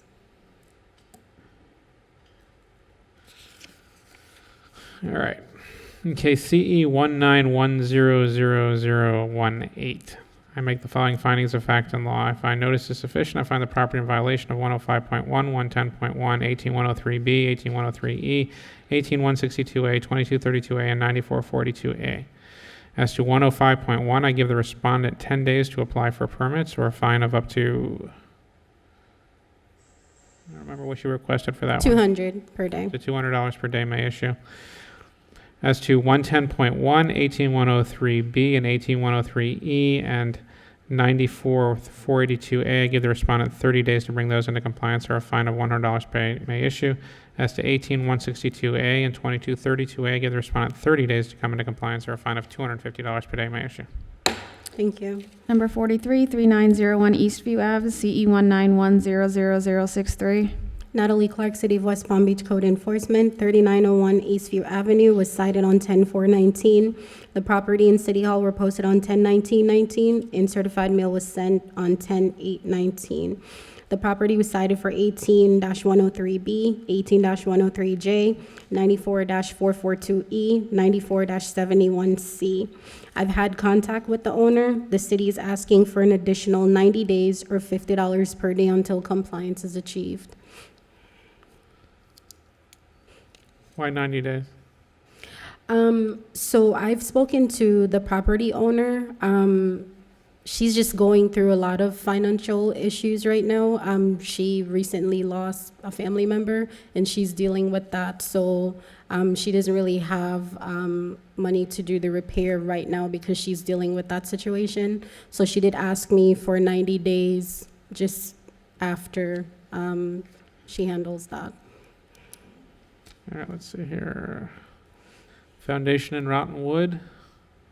That's up there. That would be that. Landscaping I can see. Outdoor storage.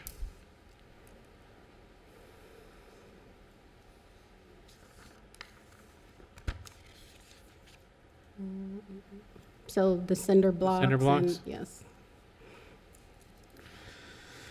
All right, in case CE 191000063, I make the following findings of fact on law. I find notice is sufficient upon the property in violation of 18103B, 18103J, 94442E, and 9471C. Respondent has 90 days to bring the property in compliance or fine of, you were asking for $100 per day? Yes. Per I'm day? sorry, no, $50 I'm per sorry, day. $50 per day, may issue. Thank you. Number 44, 731 53rd Street, CE 190900364.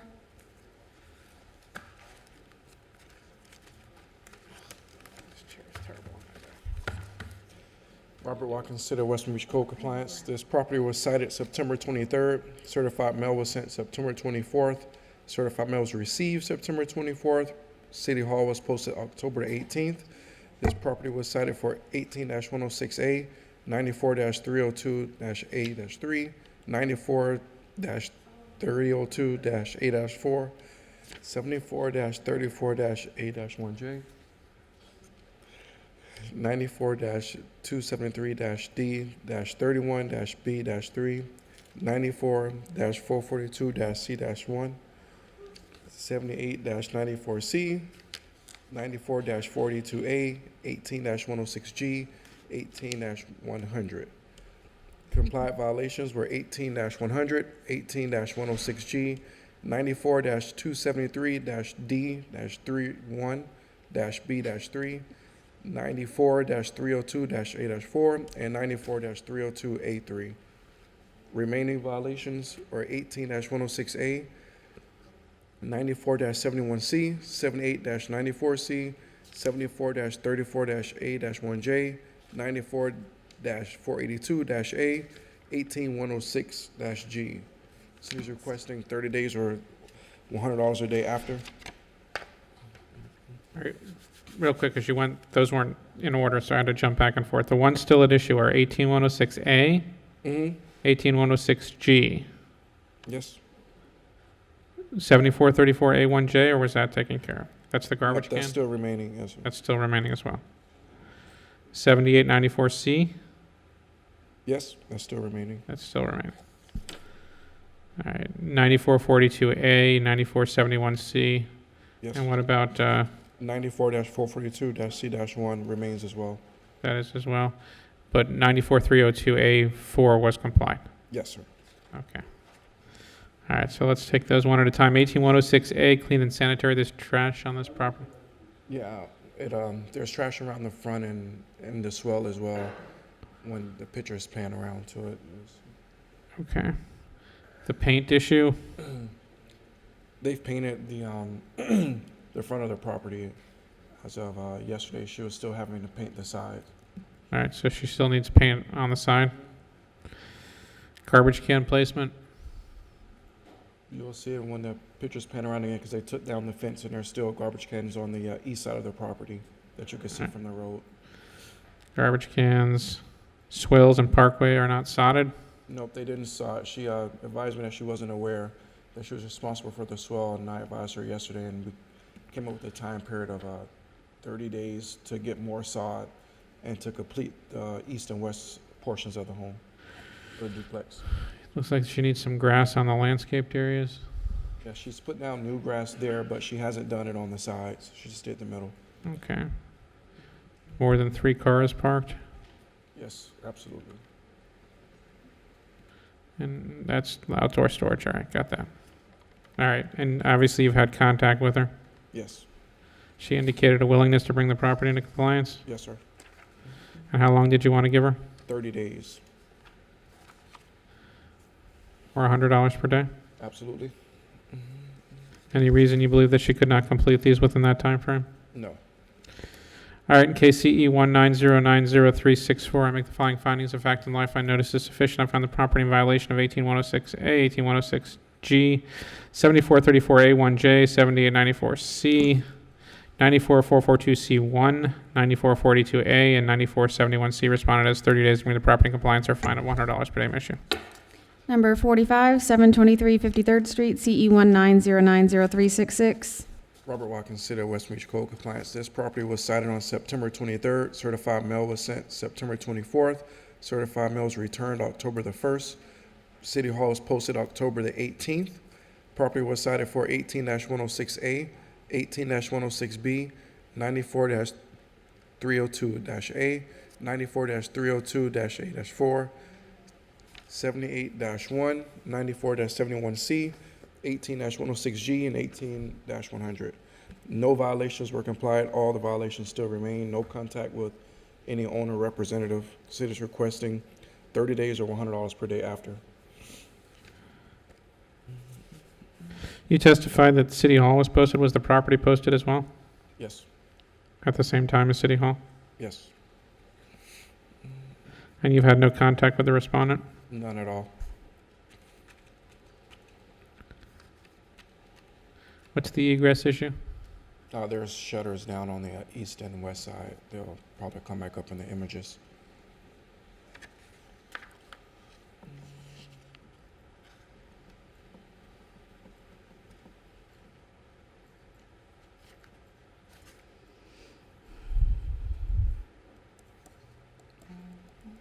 Well, that fence clearly needs work.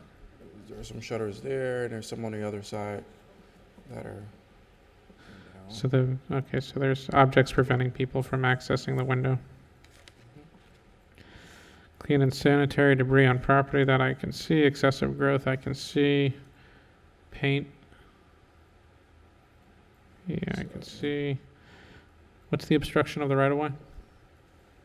The overgrowth right there and The overgrowth of the plants. Fence needs a permit. Fence needs maintenance. Outdoor storage I can see. All right. And you want to give them 30 days? yes, sir. All right, in CE 190900366, I make the following findings of fact and law. I find notice is sufficient. I find the property in violation of 18100, 18106A, 18106B, 18106G, 78-1, 94302A3, 94302A4, and 7471, 9471C. Respondent has 30 days to bring the property in compliance or fine of $100 per day issue. Number 46, 719 52nd Street, CE 190900460. Robert Watkins, City of West Palm Beach Code Compliance. This property was cited September the 25th. Certified mail was sent September 27th. Certified mail was received on October the 4th. City Hall was posted October the 18th. This property was cited for 18-103E, 18-103F, 18-103G, 18-106G, 18-102-3, 18-103C, 18-103B. Compliant violations were 18-103-G, 18-102-3, 18-103C, Remaining violations were 18103E, 18103F, 18106-G, 18103-B. I had communication with the owner. There's a few things that were left that he was going to sort out. He requested that additional 30 days to get those figured out. So the owner indicated that he would be in compliance within 30 days? Yes, sir. He actually said like 25, but I just wanted to make sure that he was able to get it done.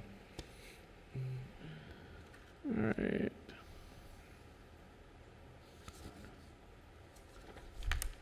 So it looks like he did the plumbing fixture.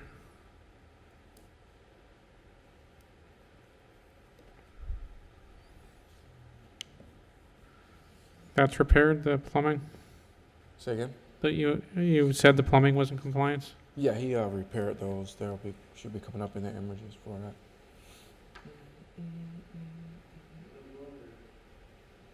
Just to save time, so we don't have to go through every one of the pictures, just tell me, what's the roof, wall, and foundation issue? It's on the, well, you can see it right there. Oh, the crack? And on the back side, a lot of it was separated and missing. External doors and windows? Yep, there was gaps at the bottom. The doors where water was able to come in, which was causing the wood to rot at the bottom of The stairway issue? the stairway was unstable. There was wood that was not bolted correctly. You're able to fall if you're walking up it, trying to hold on. It looks like there's some unpainted surfaces. Yeah, on the outside and as far as inside as well. All right, in case CE 190904660, I make the following findings of fact and law. I find notice is sufficient. I find the property in violation of 18103B, 18103E, 18103F, and 18106G. Respondent has 30 days to bring the property in compliance for a fine of $100 per day. May issue. Number 47, 635 49th Street, CE 190900520. Robert Watkins, City of West Palm Beach Code Compliance. This property was cited September the 26th. Certified mail was sent September 27th. Certified mail was received October the 1st. City Hall is posted October 18th. This property was cited for 18-106A, 94-302-A-4, 74-34-A-1J, 94-442-C-1, 18-106M, 78-6, 94-71-C, and 18-106G. Compliant violations were 94-302A-4, 74-34-A-1J, 94-442-C-1, and 18-106M. Remaining violations were 18-106A, 78-6, 94-71C, 18-106G. I had no contact with the owner or any representative of this property. He's requesting 30 days or $100 a day after. So 18106A, 18106G, and what was the third one? Well, for that are still at issue? 78-6 was Sorry? the remaining violations. That's what you're inquiring? The ones that are still at issue. Still 94-302A-4, 74-34-A-1J, 94-442-C-1, and 18-106M. Those are the complied ones, right? And the remaining ones, I'm just going to read them again. The remaining ones were 18-106A, 78-6, 94-71-C, and 18-106G. Those are the remaining. So 18106A, 18106G, 78-6, and 9471C. Yes. All right. Clean and sanitary, I can see. Paint.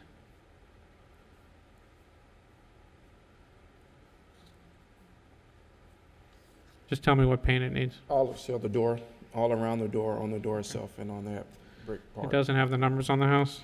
No, the numbers are, the address characters are painted the same color as the house. You won't be able to see them from the street or up close. All right, and outdoor storage is still on there? Yes. Okay. And you want to give them 30 days or $100? Yes.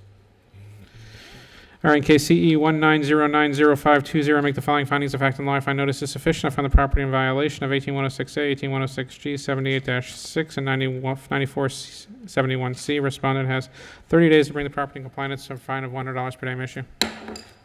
Number 48 is rescheduled, 5100 Spruce Avenue, CE 1910077. Number 49, 5111 Broadway, CE 191001119. Robert Watkins, City of West Palm Beach Code Compliance. This property was cited October the 8th. Certified mail was sent October 10th. Certified mail was received October the 11th. City Hall was posted October 18th. Property was cited for 18-106A, 94-482A. Compliant violations were 18-106A. Remaining violations was 94-482-A. I've had contact with the owners. Owners requesting 25 days to get in contact with the owner of the vehicle that's left, that he doesn't know whose it is, and to get a tow company to tow it.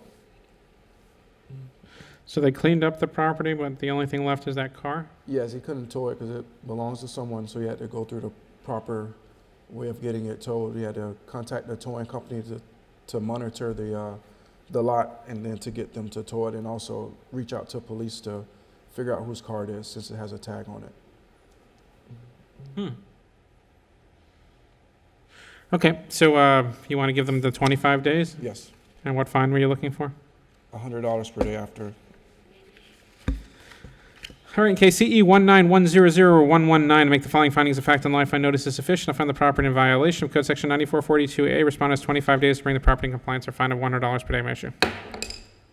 Number 50, 607 57th Street, CE 19100-130. City of West Palm Beach Code Compliance, Robert Watkins. This property was cited on October the 8th. Certified mail was sent October the 10th. Certified mail was received October the 11th. City Hall was posted October the 18th. This property was cited for 18-106A, 18-106B, 18-106G, 18-103B, and 18-265D. No violations have been complied of as of yet. No communication with the homeowner or property manager. City is requesting 30 days or $100 per day after. All right, I think we're on the wrong pictures.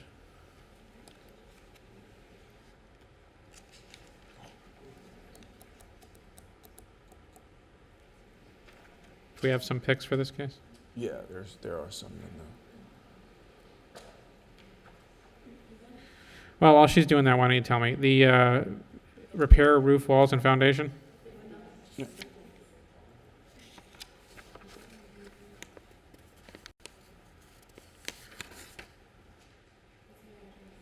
$607 57th Street. Yeah, 607 57th Street.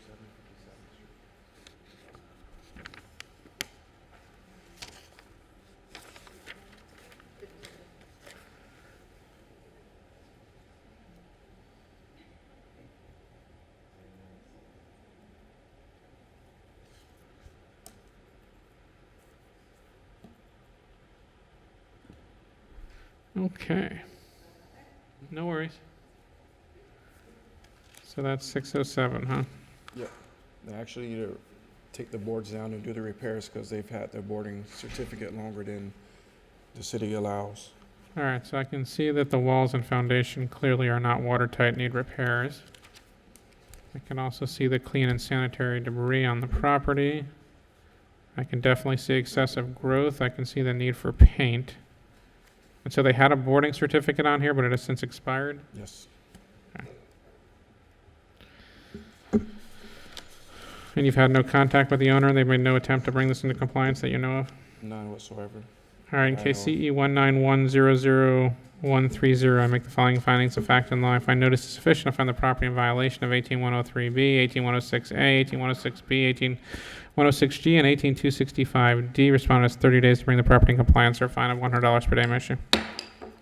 Number 51, 937 32nd Street, CE 19090-211.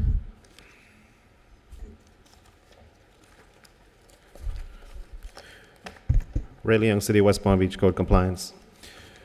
937 32nd Street was originally cited on 9/14 of 2019 with the notice of violation posted at the property and City Hall on 9/17 of 19. Certified mail was sent on 9/18 of 19. This property was cited for 18-162A, 9471C, 94302A4, and 2232A. I have made contact with the owner, but all violations still do exist. The owner did apply for the rental license, but it's still pending inspections and so on. The city is requesting an additional 30 days to come into compliance or $200 per day until compliance is achieved. So there's a tenant on this property? There is a tenant, and the owner, he verified that there is a tenant, and he did apply for the license, but it's just not, the process is not complete as yet. So what's the deal with the fence? Oh, that's it, huh? Yeah. Okay. And goodness, that's some outdoor storage, huh? Yep. And none of these are in compliance at this time? No, sir. Okay. KCE 1909021, I make the following findings of fact and law. I find notice is sufficient. I find the property in violation of 18162A, 2232A, 94302A4, and 9471C. Respondent has 30 days to come to compliance or fine of $200 per day. May I issue? Thank you. Number 52, 909 29th Street, CE 190900308. Rayleigh Young City, West Palm Beach Code Compliance. 909 29th Street was originally cited on 9/19 of 2019. The notice of violation was posted at the property in City Hall on 9/26 of 19. Certified mail was sent on 9/26 of 2019. This property was cited for 18103B, 34102A, 74-34A1J, and 18103E window repair. I have made contact with the owner, and he did comply with 34102A and 74-34A1J. All other violations still exist. The city is requesting an additional 45 days to come into compliance, or $100 per day, until compliance is achieved. All right, so tell me about the walls and foundation issue. Okay.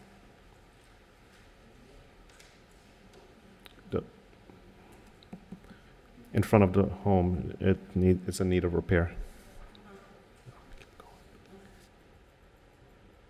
Yep. Okay. Stop. So you can see where the address characters are. The wood is rotted as well, and some at the bottom is And the windows, are they not watertight? exactly, and it's broken. Okay.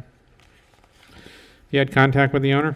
I did have contact with the owner, and he's working on it. It's his mom's house, and she did pass away. Therefore, the city is requesting 45 days, or $100 per day. All right, in case CE 190900308, I make the following findings of fact and law. I find notice sufficient from the property in violation of 18103B, 18103E. Respondent has 45 days to bring the property in compliance or fine of $100 per day. May I issue? Thank you. Number 54, 969 32nd Street, CE 191000012. Rayleigh Young City, West Palm Beach Code Compliance. 969 32nd Street was originally cited on 10/1 of 19, with the notice of violation posted at the property and City Hall on 10/3 of 2019. Certified mail was sent on 10/2 of 19. This property was cited for 78-1, obstruction of right-of-way, 94-482A, the unpaved parking, and 94-71C, outdoor storage. I have made contact with the owner, and all violations are complied with the exception of 94-71C, the outdoor storage. The city is requesting an additional 15 days to come into compliance, or $100 per day, until compliance is achieved.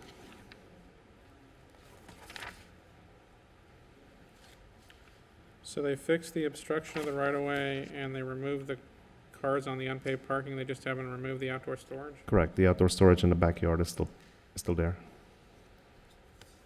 What is the outdoor storage?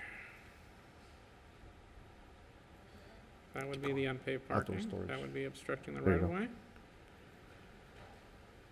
That would be your notice.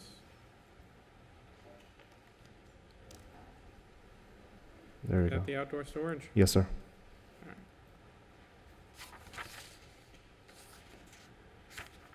All right, in case CE 191000012, I make the following findings of fact and law. I find notice is sufficient. Find the property in violation of 9471C. Respondent has 15 days to bring the property in compliance or fine of $100 per day. May I issue? Thank you. Number 55, 850 30th Street, CE 191000127. Rayleigh Young City, West Palm Beach Code Compliance. 850 30th Street was originally cited on 10/8 of 2019, with a notice of violation posted at the property and City Hall on 10/11 of 19. Certified mail was sent on 10/10 of 2019. This property was cited for 18106A, trash and debris. I have not made contact with the owner, and the violation still exists as of yesterday. The city is requesting an additional 15 days to come into compliance, or $100 per day, until compliance is achieved.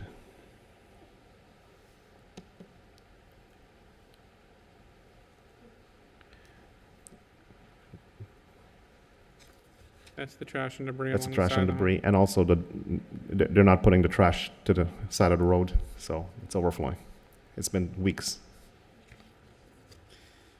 Any contact with the owner? I have not made contact with the owner, no. All All right, in case CE 191000127, I make the following findings of fact and law. I find notice is sufficient from the property in violation of 18106A. Respondent has 15 days to bring the property to compliance or fine of $100 per day may issue. Thank you. Number 56, 847 29th Street, CE 191000190. Raleigh Young City, West Palm Beach Code Compliance. 847 29th Street was originally cited on 10/11 of 19, with the notice of violation posted at the property and City Hall on 10/15 of 19. Certified mail was sent on the same day, 10/15 of 2019. This property was cited for 34102A, inoperative vehicle, and 18103E, window repair. I have not made contact with the owner, and all violations still exist. The city is requesting an additional 30 days to come into compliance, or $100 per day, until compliance is achieved. So what's the deal with the windows and doors? So the window right there is broken, and they patched it with another piece of broken glass. The glass is broken behind that, whatever Correct. that was? Yes. That screen? Is that truck the junk or abandoned vehicle? Correct. The vehicle without the license plates, correct. No plates? Correct. All right, case CE 191000190, I make the following findings of fact and law. I find notice is sufficient. I found the property in violation of 18103E, 34102A. Respondent has 30 days to bring the property to compliance. A fine of $100 per day may issue. Thank you. Number 57, 806 30th Street, CE 191000372. Raleigh Young City, West Palm Beach Code Compliance. 806 30th Street was originally cited on 10/23 of 19, with the notice of violation posted at the property in City Hall on 10/23 of 19. Certified mail was sent on 10/24 of 19. This property was cited for 18214B, secure vacant property, and 18215B, failure to comply. I have not made contact with the owner, and all violations still exist. Special Magistrate, this property constitutes a direct threat to the health, safety, and welfare of the community by being an unsecure structure. Therefore, the city is requesting to immediately abate this property and board all unsecured openings. Vagrants, they're breaking the windows and they're getting in. Multiple police reports at this location as well, and it's vacant. Our vagrants are entering the property and They're living entering there? the property. The owner's daughter knows about it. She's trying her best to secure it, but with no luck. I mean, it's a nuisance in the community, and multiple reports from police at this location daily. There's a pool as well that's unsecured. It's a haven for criminal activity as well. Yes, it is.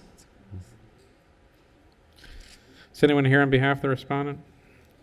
All right, in case CE 191000372, I make the following findings of fact and law. I find notice is sufficient. I found the property in violation of 18214B and 18215B. Make further finding that said violation constitutes a threat to the health, safety, and welfare of the city of West Palm Beach. I order the respondent to come into compliance immediately. In the absence of compliance, I hereby authorize the city to enter the property and abate any and all violations. I hereby charge the cost of said abatement against the property and property owner. Thank you. Number 58, 950 31st Street, CE 191000378. Raleigh Young City, West Palm Beach Code Compliance. 950 31st Street was originally cited on 10/23 of 19, with a notice of violation posted at the property and City Hall on 10/24 of 19. Certified mail was sent same day, 10/24 of 2019.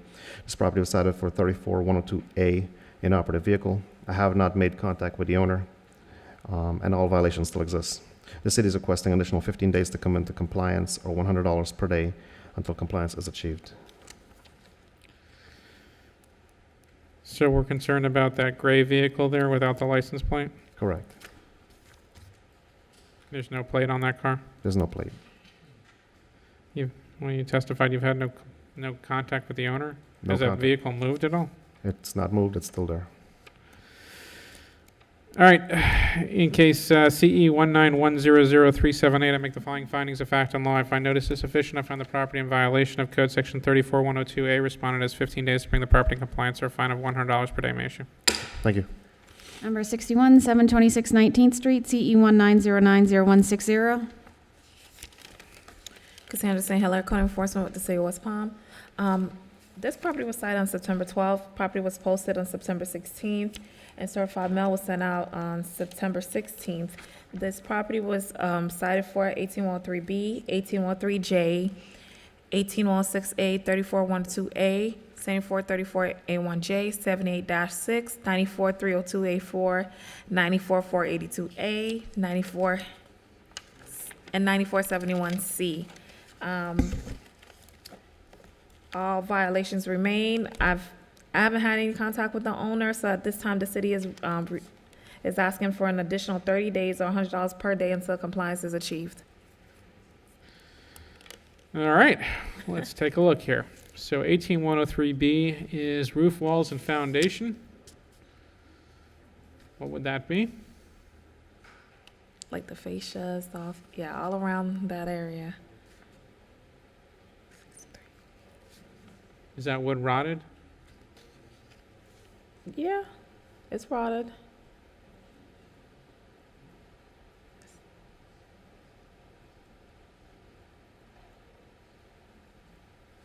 What specifically were you concerned about? Rotted wood, was that it? Yeah, like the fascia area needs to be changed, like yeah. Soffit, all around there. The soffit there? Okay. Exterior paint, looks like it's faded. Yeah. Clean and, ooh, well, that definitely needs paint. Clean and sanitary, I can see that. The premise needs to be cleaned. Junk or abandoned vehicle, which is that? Oh, we passed a couple pictures. Is that it there, the white vehicle? Yeah, that as well. That's the most recent picture. It doesn't have a license plate? Yeah.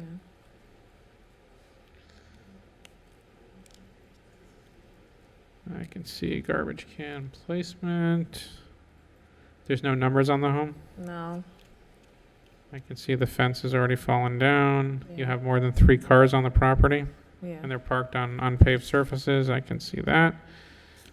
Every picture seems to have some kind of outdoor storage in it. All right. All right, in case CE 191090160, I make the following findings of fact and law. If I notice is sufficient, I find the property in violation of 18103B, 18103J, 18106A, 34102A, 7434A1J, 78-6, 94302A4, 9442A, and 9471C. Respondent has 30 days to bring the property in compliance or fine of $100 per day may issue. Number 63, 1334 13th Street, CE 190900237. Cassandra St. Hilaire, Code Enforcement Officer. This property was cited September 17th and posted September 23rd. Certified mail was signed for September 20th. This property was cited for 105.1, 1813B, 1813E, 1813J, 18106A, and 9471C. I've had no contact with the owner, so at this time, the city is requesting 30 days or $50 per day until compliance is achieved. All right. So 105.1 is, you're looking for a boarding permit or removal? No, the shutters. Yeah. So they either have to obtain a Yeah. boarding permit or.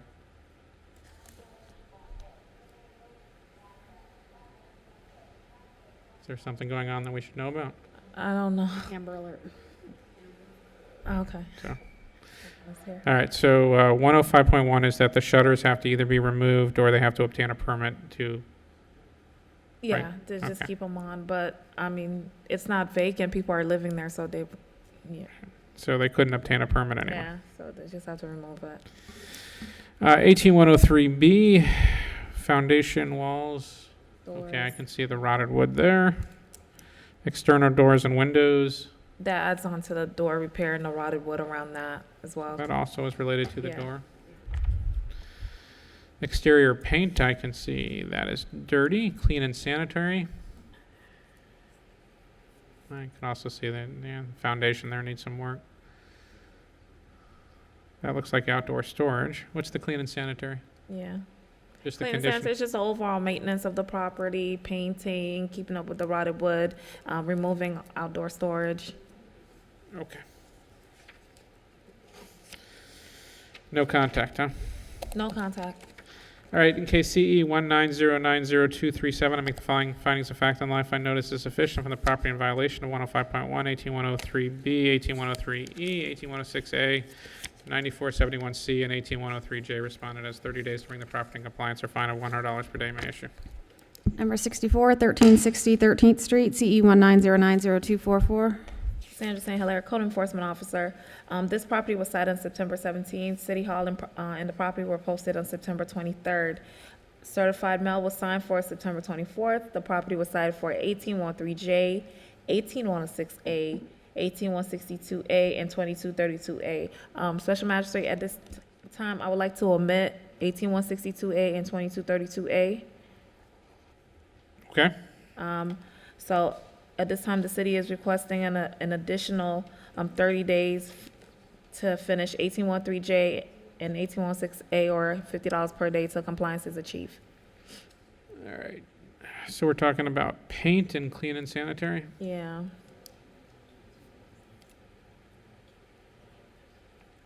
Where does it need paint? It's like right in front. I don't know if they had like hedges or something there before or what caused that. But as you can see, it's just like, you know, just a little touch up and paint. Nothing crazy. You're talking on the right side there, like the white streaks? And clean and sanitary is like, you know, just the driveway, maybe pressure washing it, however they want to. Yeah, okay, I can see that story. Yeah. All right, in case CE 190902444, I make the following findings of fact and law. I find notice is sufficient from the property in violation of 18103J and 18106A. Respondent has 30 days to bring the property to compliance or a fine of $100 per day may issue. Was it 50 or 100 for the fine? 50. I'm sorry. Yeah. All right, amend that to $50. Number 65, 1421 13th Street, CE 1909027. Cassandra St. Hilaire, Code Enforcement. This property was cited on September 17th. The property in City Hall were posted on September 23rd. Certified mail was sent out September 20th. The property was cited for 18113B, 18265, 34102B, and 7434A1J. At this time, the property has complied with 18265. The city is asking for an additional 15 days to comply with 34102B and 7434A1J, or $50 per day. In addition, the city is also requesting 45 days for 18113B, or $50 per day till compliance is achieved. What's the issue with the walls and foundation? As you can see, they needed a new roof. They actually do have permits and everything put in. They started the work, so I just want to give them the additional time to finish it off. Okay.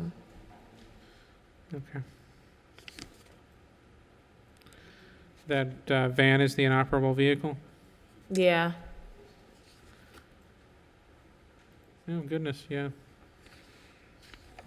And where's the trash can?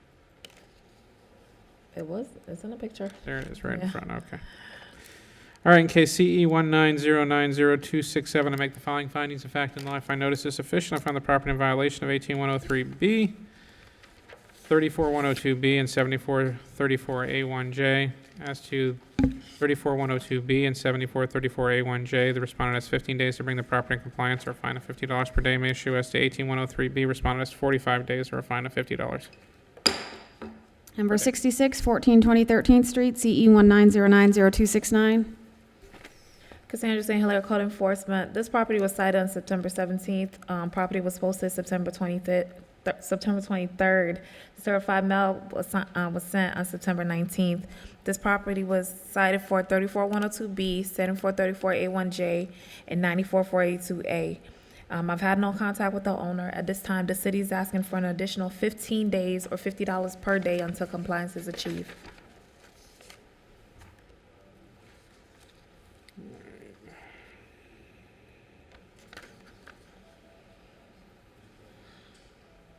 So what's the inoperable vehicle? It's coming. It's the blue van, I believe. Oh, thank you. Right there. That would be it there. Yeah.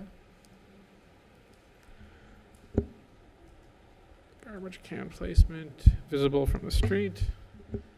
And I guess that van is parked on an unpaved, Yeah. All right.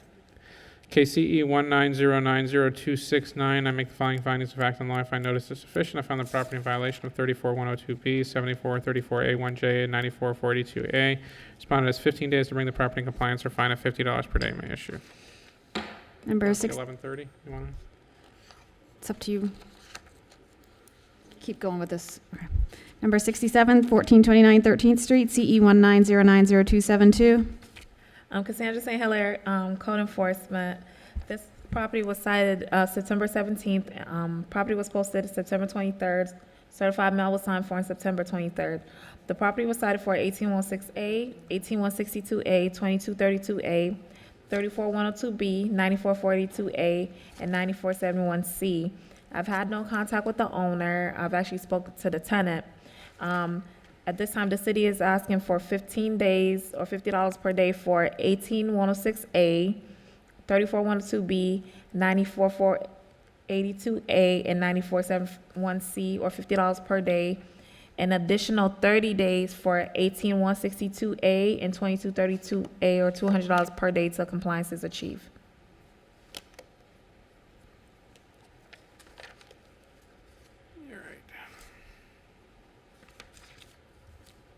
So what do we got?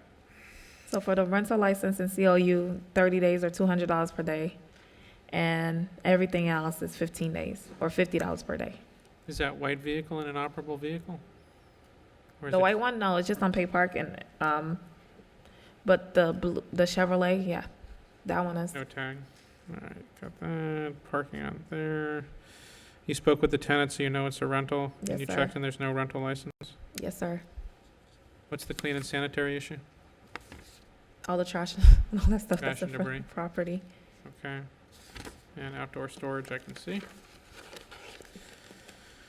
All right, in case CE 190900272, I make the following findings of fact and law. I find notice is sufficient. I find the property in violation of 18106A, 18162A, 2232A, 34102B, 9442A, 9471C. Respondent shall have 30 days to come into compliance with 18162A and 2232A, or a fine of $200 per day may issue. Respondent shall have 15 days to come into compliance with the remaining sections 18106A, 34102B, 9442A, and 9471C, or a fine of $50 per day may issue. Number 68, 1438 13th Street, CE 190900304. Cassandra St. Hilaire, Code Enforcement Officer with the City of West Palm. This property was cited on September 19th. City Hall and the property were posted September 23rd. Certified mail was sent out September 27th. The property was cited for 18103J, 18106A, 94442C1, 94442-E, and 94446-2. I've had no contact with the owner, but the property has complied with 18106A, 94442C1, 94442E, and 94446-2. So at this time, the city is requesting an additional 30 days, $100 per day for 18113J. So that's just the paint? Just the paint left. That's it.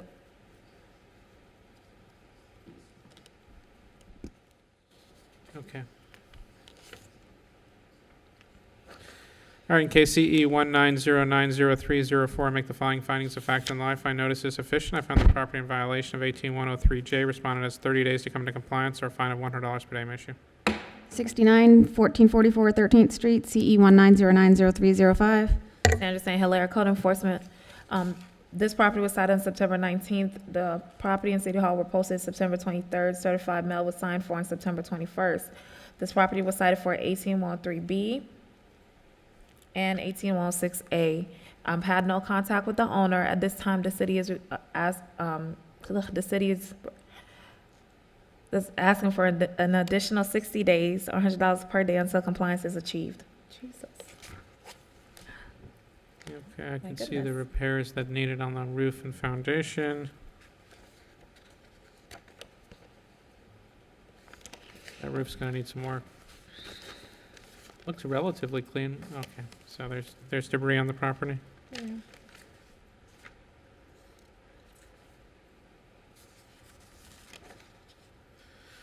No contact? No contact. All right, in the case of CE 190903005, I make the following findings of fact and law. I find notice is sufficient. I find the property in violation of 18103B and 18106A. Respondent has 60 days to bring the property in compliance or a fine of $100 per day may issue. Number 70, 1483 Palm Beach Lakes Boulevard, CE 190900306. Cassandra St. Hilaire, Code Enforcement. This property was cited on September 19th. City Hall and the property was posted on September 23rd. Certified mail was sent out September 20th. The property was cited for 105.1, 1813J, 1816A, 94442C1, 94442E, 94446 and 94482A. The property has complied with 105.1 and 18116A. For the remaining violations, the city is asking for an additional 30 days or $100 per day until compliance is achieved. All right, so the property needs paint. Paint, grass, and to remove the vehicle. Landscaping, landscape. yes. Swales on Parkway, yes. Landscape maintenance. And cars are parking on unpaved surfaces. Okay, that one. All right, in case CE 190900306, I make the following findings of fact and law. I find notice is sufficient. I find the property in violation of 18103J, 94442C1, 94442E, 94446-2, and 94482A. Respondent has 30 days to bring the property in compliance or fine of $100 per day may issue. 71, 2100 North Australian, CE 190900317. Cassandra St. Hilaire, Code Enforcement. This property was cited on September 19th. The City Hall and property were posted September 23rd. Certified mail was signed for September 25th. This property was cited for 1813J, 1816A, 18162A, 2232A, 74-4A3, 94442C1, 94442E, 94485B1E, and 94485G. Ooh. I've had no contact with the owner. At this time, the city is asking for an additional 30 days for 18162A and 2232A, or $200 per day, and also 60 days for the remaining violations. Cassandra, what's the basis for the rental violation? Excuse me? What's the basis for the rental violation? They don't have a rental license. How do you know it's rented? What? How do you know it's rented? Oh, I went there. I spoke with the tenants. Okay, thank you. Yeah, sorry. It's an apartment complex, yeah. So you spoke with the renters and they're renting here? Yeah. All right, so let's run through these relatively quickly here. The exterior paint.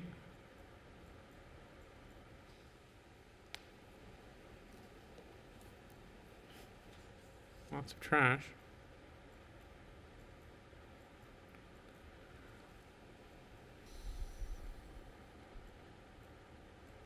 Exterior paint looks okay. One of the few things it does. Yeah, I know they are working on it, which is why we just want to give them the 60 days for everything else, but the rental license is something that they do need to work on getting. Is that the exterior? Yeah, Is that what you were citing for the exterior paint? yeah, And that was still there the last time you looked? still there. All right, clean and sanitary, I saw there was obviously trash and debris on the property. You spoke to the renter, so those two. Garbage and debris, yes. Landscaping, yes. Paved and marked paved, yes. Traffic control aids, I saw that as well, okay.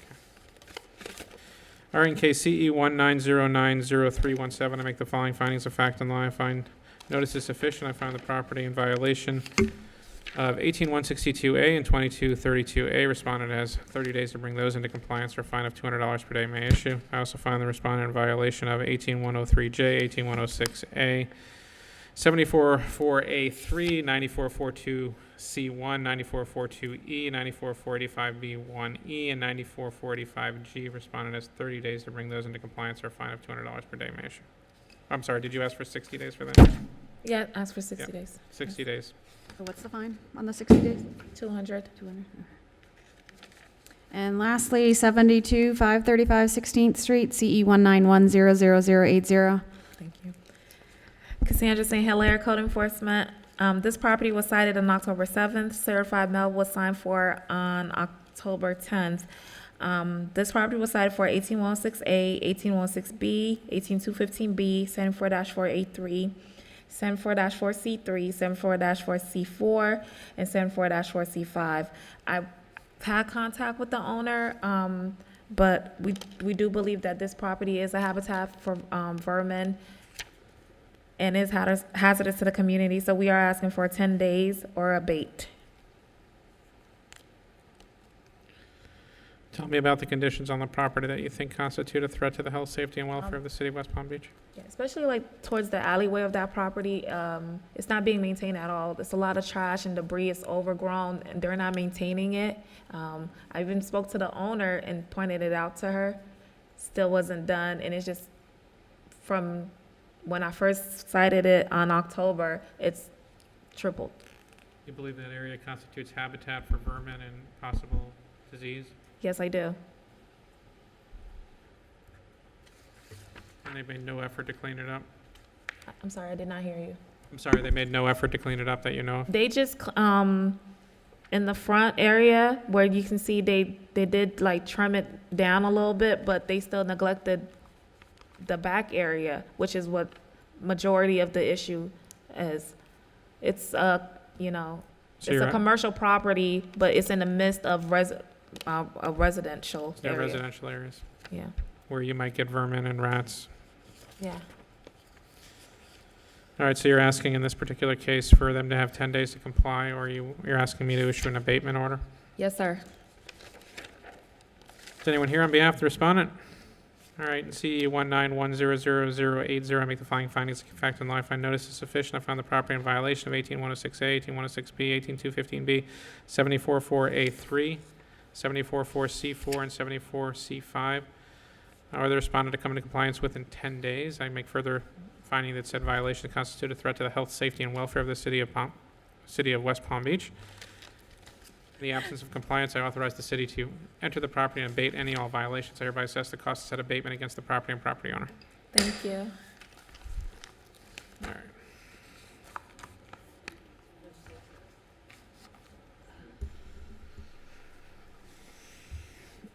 You ready? You do their whole swearing in? No, I have to do that again. All right, if you are here for the other matters agenda and you are going to testify, would you please rise and raise your right hand?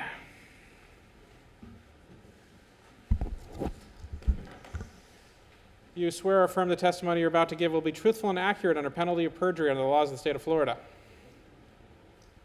Please be seated. The cases will be called in the order in which they appear on the agenda. We'll call cases where somebody has signed in first, at which point I will hear the testimony from the city and from you, and I will make a decision. If you are requesting a fine reduction, you have to ask me for one. In other words, you have to say, I would like you to reduce the fine to X amount. Otherwise, I can't guess what you're thinking. All right, proceed. All right, we're going to flip around here a little bit. Number 6, other matters, 910 36th Street, CE 180702424. Number 6, 910 36th Street. Is anyone here for 910 36th Street?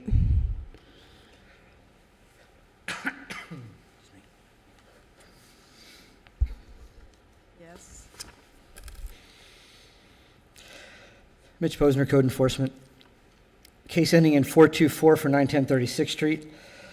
Date ordered 8/15 of 18. Fine started 9/17 of 18. Ran for 24 days. Total of 2,400 hours at $100 a day. Date of compliance 10/11. Excuse me. 10/11 of 18. Same owner. In this particular case, the only mitigating factor is they blame the tenant they had to evict, but the history is 19 violations under their ownership. City's asking for 50%.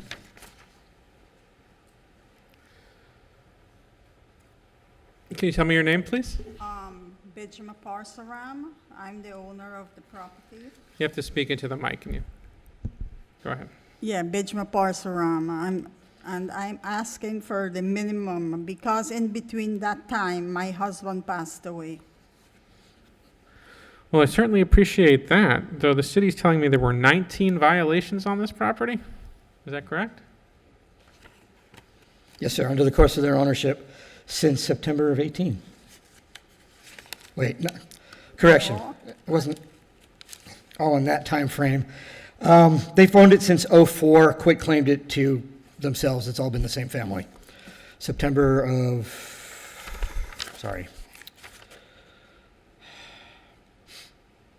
June of 2004.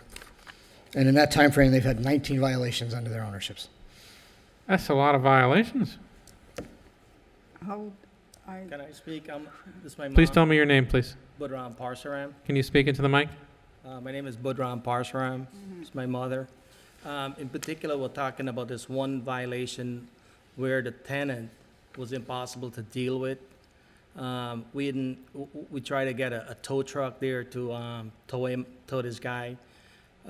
Legal stuff, it just take time.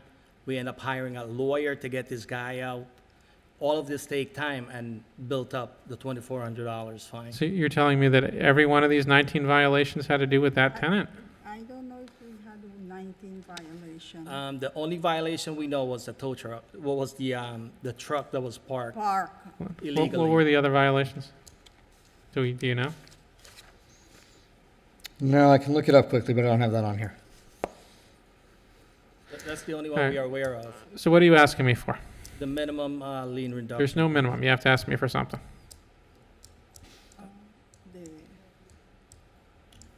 Administration fee, We don't do that. You have to ask me for something. $100. And what's the city offering here? City's offering 50%. I understand the circumstances, but that's part of owning rental properties, and again, 19 violations. So the city's offering 1,200 and you're offering 100. I recognize the tenants can be difficult to deal with, but I also recognize that if the city had to cite this property 19 times, it's not worth 100. It would be inequitable for me to reduce this to $100. I'll reduce it to $1,000 payable within 30 days. Thanks. $1,000. Thank you. All right.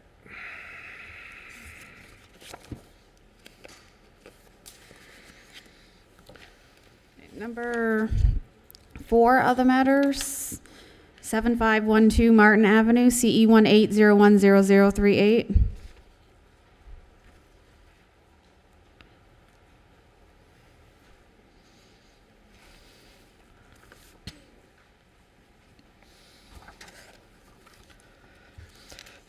Case ending in 038, 7512 Martin Avenue, date order 2/21 of 18, fine started 3/24 of 18, ran for 299 days, total $29,900, $100 a day. Date of compliance 1/17 of 19, same owner. According to the application, the mitigating factor is issues from the tenant. 8 cases under ownership. And the other property we had to check under their ownership had 13 cases under their ownership. City's asking for 30%. Can you state your name, please? Cher Kaysen. And Jamie Joyner. I'm sorry. Jamie Joyner. Okay. And Ms. Joyner, you are the owner of the property? We are co-owners. Or co-owners? I only have Jamie Joyner here. Well, we've been in the process of doing quick claims to my daughter so she can have LLCs. So the quick claims may have gone through, and that's what you're seeing. But we Okay. have been co-owners from beginning. So tell me what you're asking for and why I should grant it to you. Well, this is a very strange situation because we weren't aware of any of this. And we've had this tenant in there. We had him for 4 or 5 years, and he was very difficult. We were afraid of him. And one time we sent a workman over to do repairs, and he actually threatened him with a gun. So when the papers finally got caught up to me, and I realized that there were problems on the property with a vehicle, I immediately got in touch with the tenant and threatened him and said, the vehicle is has to be moved within 24 hours, or I will have it towed and put in the junkyard. So he had it taken away. We had him legally served with papers to vacate. I gave him, I don't know, 2 or 3 months free rent because, again, we were worried about what he might do. And we finally got him out. My daughter took possession of the house, totally renovated it, and it's, if you see pictures of it now, right there. it's lovely. No. We didn't know about any of the violations because the mail was all coming to him and he denied ever getting anything. And then Even- when I showed him a picture that the city sent to me showing the notice on the door, I said, this is through text because I was still, I didn't want to confront him. I sent him the picture. I said, you can't deny that you have been receiving these things and hiding it from us. So there wasn't much he could say after that. We would have taken care of it Oh, immediately. absolutely. See, part of the job when you rent a property, right, is to make sure that, because what the city will do is they will post it on the property, but they will also mail a copy to the registered address in the property appraiser's records, right? And that's so that you can be alerted to such things, right? Which And was that's going to the property, and we didn't realize that they wouldn't send it to the address that was on the tax rolls, and my daughter pays the taxes online. So somehow or another, the city finally caught up with me. They must have realized that I wasn't getting anything because they weren't getting a response, and we hold on one second. immediately Is there, took control. did the city not mail the notices to the address listed in the tax collector's records? The address listed with the tax was the same as the property. Oh, So okay. the tenant We- was we keeping have- the notices. Which we have since found out that we needed to have our mailing addresses for the permit department, which we didn't know. We just thought that the address that the tax bills came to, that's where they would contact us for any issues. We would That's how- also assume that the tenant would let us know Yeah. that these things were coming. He was just a bad guy. What are you asking me for? We'd like to reduce it to $500. I know it's a lot, but we were so unaware, and we're We're on very, top of it. we're See, the- law-abiding citizens. We've Well, never this had- isn't a criminal court. This isn't even a Well, court, so I'm- nobody's accusing you of a crime. But you have to understand the difficulty that what you're asking me to do and why it's difficult. Because every single person that comes in here gives me some variation of I didn't know, I should have known, somebody didn't give me the paper. It's And all if true. I'm not doubting what you're telling me is true, but this is what I hear every time I'm here. And if I simply said to everybody that gave me that reason, okay, let's just get rid of the fine, then the fines would mean nothing, right? I don't understand what took the city so long to get in touch with the owners since they had. The city's obligation, and remember, I don't work for the city, I'm the neutral arbiter here, but the city's obligation is under the statute. They send the notice to the address that's in the records that they're supposed to, and they post it. And in this case, it's pretty clear that they did that, so the city met their obligation. Imagine the burden that would be on the city if we asked the city, well, you have to hunt down the address of every single person, and make sure that it goes. I mean, they can only do, what the law requires Well, them to they do. finally did. Well, I'm glad But they we did. just assumed because our taxes come to my home address, that any issues would come there. So what's the city asking for here? City's asking for 30%. That's our standard ask for same owner cause violations. So what's my math here?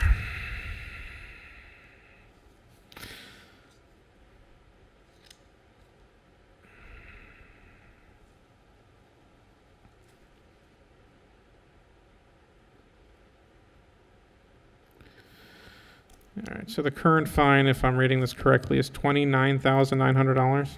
Yes, sir. So the city is asking for 30%, which is $8,970. Yes, sir. And the respondent is asking me for $500. That's a pretty big difference. I know, we've put a lot of money into the property since, so we are really tapped out. Actually, we're in debt because we wanted to make everything even better than right.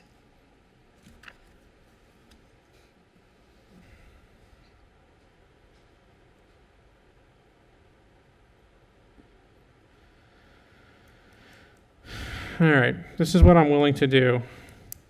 I'll reduce it to 10%, which is $2,990 payable within 60 days, on the condition that you update your records and I don't see you again. They're updated. They were updated immediately when we found out. Thank you. Here's a copy of your order. Up here.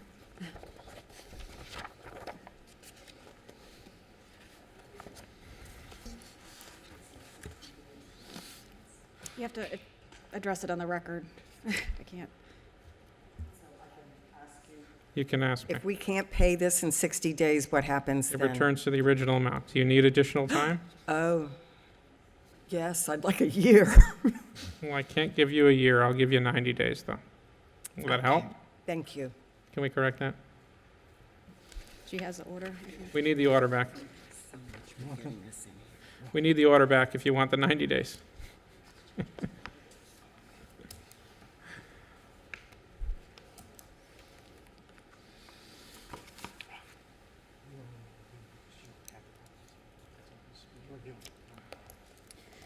Okay, next cases on the agenda are numbers 8 through 16, all with the same address of 701 42nd Street, CE 06120496, CE 08070149, CE 10010404, CE 10080195, CE 1060500630, CE 11010123, CE 11060093, CE 11090057, and CE 12020313. So this is 9 cases. Is that right? That's what I have here, sir. Okay. I may have to pause What do you got? a breath every few seconds. First one, case ending in 496 701 42nd Street. Date ordered 3/9 of 07, fine started 4/25 of 07, ran for 4,443 days. Total $1,110,750 at $250 a day. Date of compliance 6/24 of 19. That's $1,110,750? Yes, Is that sir. correct? Yes, sir. New owner, they're all new owner. So Next, this is all the same property, 701 42nd Street? so, yes, sir, 701 42nd. So there were 9 cases on this property? Yes, sir. 9 separate nine lien cases? cases. What? 9 cases with liens. There were other cases that didn't have liens. Again, it was not their ownership. It's a different owner. Good heavens. And if I may interject, a lot of the cases are for the same exact issues. So a lot of it you'll see is for overgrown grass and debris, which is multiple times, or related to issues regarding to the foundation, which was cited for multiple times. So there's a lot of duplicity on the cases, but yes, there are 9 cases, and there's a substantial violation that was caused by the previous owner. Sir, and your name? Your name? Attorney Richard Carey. And you represent the owner? Yes, the owner. 701 42nd Street Land Trust? Yes, the owner of the land trust is Joseph Saba, who's here as well. And you're the owner of the land trust, sir? Yes, sir. And I assume that they bought this property after these? Absolutely. Okay, and I guess you guys remedied these? I guess I'm guessing by the fact that there were 9 of these that the previous owner did not?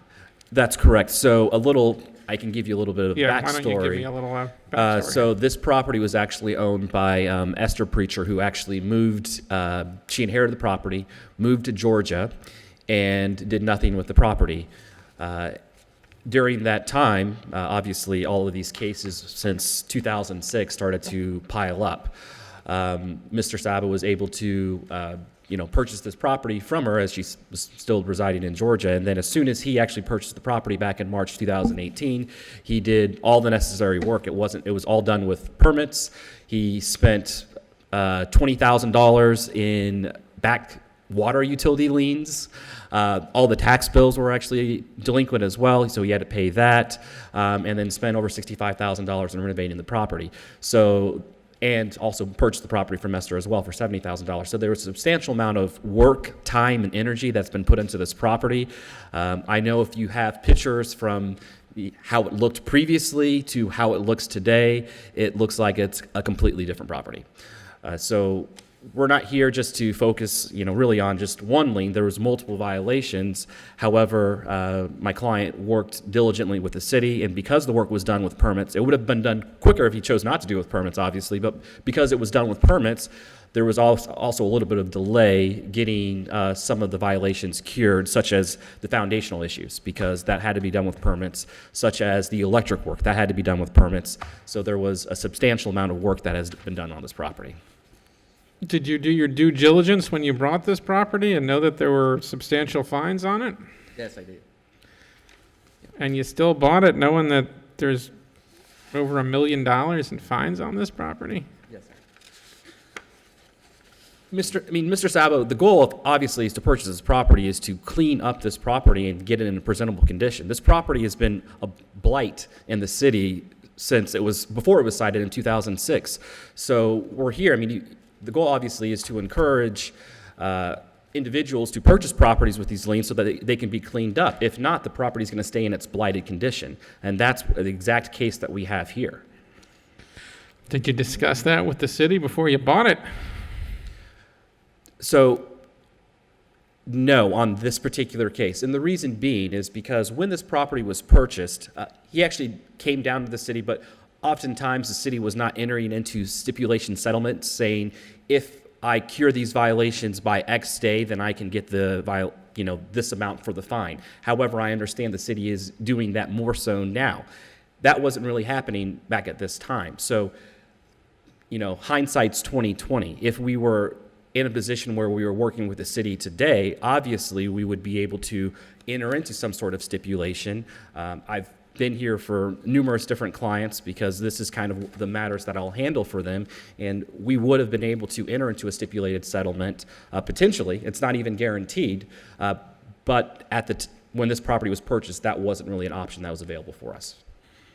So what are you asking me for?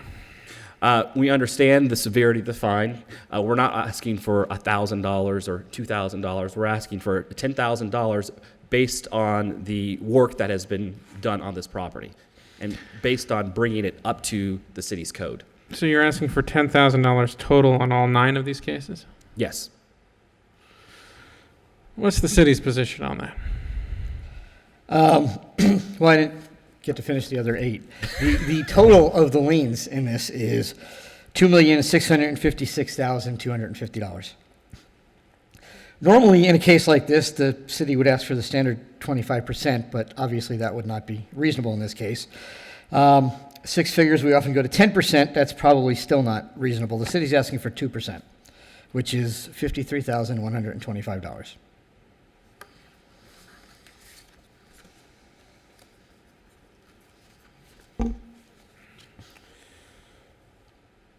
Do we have a property appraiser's records on this thing? Yes, I didn't finish going through these, so. Sorry, I know I jumped right into your presentation. My apologies. It's not every day you see a property with $2 million in fines on it. So the city's offering you $53,000 from the original $2,256,000. That seems a pretty good deal to me. $2,656,000. I'm sorry? $2,656,000.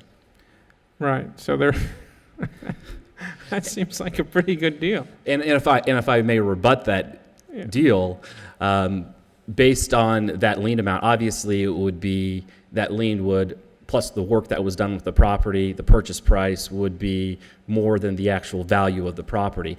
I understand that the city's position is once we get up to these numbers where they're $1 million or $2 million or $5 million, the numbers that we normally would look at just do not work. You can't look at a 2% reduction and think that actually is going to be something that's equitable for all parties. Again, not only did he renovate the property, there was outstanding utility bills of over $20,000 that the city was owed that he paid.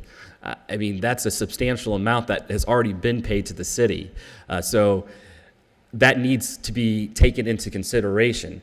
And furthermore, I'd like to reiterate again that a lot of these violations are for similar factors. It's not like one fine was running the whole entire time, that they're all different sorts of violations. A lot of them are for very, very similar factors, and we can go through the list. But even on the case 8 and case 9, again, it's for overgrown grass, weeds exceeding 6 inches. If we go down to the garbage, debris, and overgrowth in case 10, I mean, a lot of these cases are repeats, and yes, it's a repeat violation, but the property just was not being maintained at all. And the property, but for my client, would still not be maintained at this time.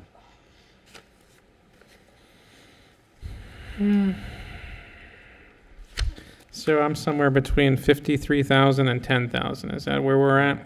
All the repeat violations were basically, as you said, overgrowth. Then they would finally cut the lawn and it would stop until the next time. That's why there's so many of them. Yeah. The larger ones were for. I think, reasons. all of us in this room can agree that the previous owner was not a particularly adherent to the city code. I think absolutely. This was a chronic nuisance for a number of years. The city had to manage it.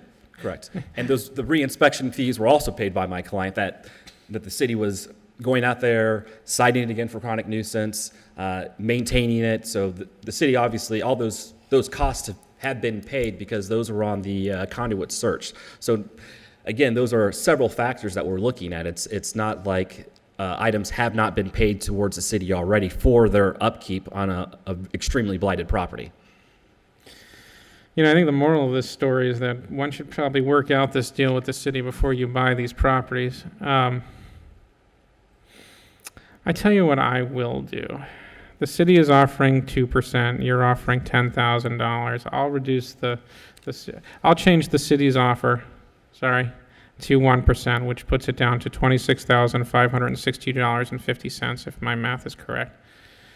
So we'll reduce the first fine, the one that's $1 million, $110,750, to the $26,562.50, and we'll zero out the other ones. Can you say the amount one more time? $26,562.50. We'll zero out the other ones. Okay. And we'll give you, how much time do you need?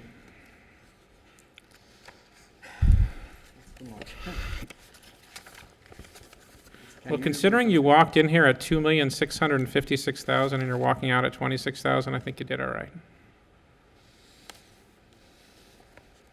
90 days? 90 days? All right, that's acceptable.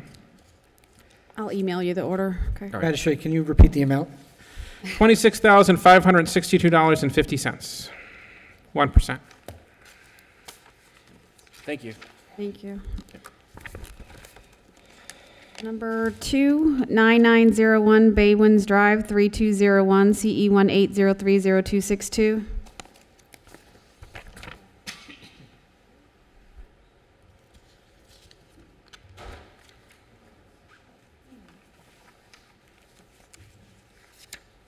And thank you, Magistrate, for not making me go through all 9 of those. It would seem repetitive. Much of it was. Which case are we on? 2, other matters. All right, go ahead. Case ending in 262, 9901 Baywinds Drive, number 3201. Date order 10/3 of 18. Fine started 10/13 of 18. Ran for 25 days, total $2,500, $100 a day. Date of compliance 11/7 of 18. Same owner. Mitigating factor is they stated improper service, but it was sent to the address of the LLC from Sunbiz, and posted to property, of course. Additionally, this was for an expired rental license, and it was the second time they were cited for that. City's asking for 50%. Ma'am, can you tell me your name, please? Hi, Veronica Perez, and I wanted to get a reduction of the, actually it was a change of management during that time, and I wasn't aware from the license, and I was actually... I have the owner as Malipi Corp. Malipi Corp, yes. And is that your corporation? No, I'm the manager. You're the manager of the Yes. corporation, but not the owner of the corporation. No, the owner is out of the country. Okay, and so somebody So The original owner of this property, was this the original owner at the time? Yes, sir. Yeah. Yes, sir. I'm sorry, I didn't catch her name. Veronica Perez. Veronica Okay, Perez? yes, she is listed as a designated agent for this case. Okay. Yeah, so it was actually a change of management, and they sent the violation through another address. And I actually got the violation on time. I think it was expired on September 30, and I got it on September 25th. So I got in touch with Carolina, who is the person, Carolina Carabajal, from the city. I sent the application, and on September 28th, she sent me the amount to pay for the license. And I actually sent a check. If I knew I was going to get a fine, I would pay it online and not make the wait for the check to get to the city. That's it. That's all I can say. How many days out of compliance were they? 25. It didn't take 25 days for your check to get to the city, I right? mailed it on October 10. And the compliance date was the 30th. That would be 10 days, not 25. So is my math wrong here? The fine started 10/13, date of compliance 11/7. I have a copy of the check I sent, but and then when I knew all this, Hold on one sec. So the city complied them on 11/7, Yes, sir. and that was the date that the city received the money? Let's see. I actually called on the phone because they didn't get the check. But I have a copy of the check that I I would have to check the computer. It is most likely the date that the rental license was made active, was printed. If it was expired, the money would be received, then it would be put in the system, and then there'd be a date for when it's no longer expired. You have a copy of the cleared check? No, because it never got to the city, and I had to call and make the payment online to stop the fine. I mean, it was $125. If I knew that I needed to have it before September 30, they paid, I would call and make the payment, same as I did it when did I pay? In November I gotta be honest, 11. I'm confused here about what happened here. So, Well, she's saying she sent a check, but the check didn't come, so then she went online and paid it. Yeah, so you mailed the check, but it didn't come. Check, yes, and I was talking to Carolina and I told her I didn't see the check. I have an email. What is it that you're holding in your hand? When what? In your hand that you seem to be showing, it looks like a check. Is that something you want me to see? Check I sent on October 10. I know this was late. I know that, but they didn't got this check. So I have an email that I sent to Carolina and asking if she received. Do you want me to see those? Sure. All right, we'll show them to the city first.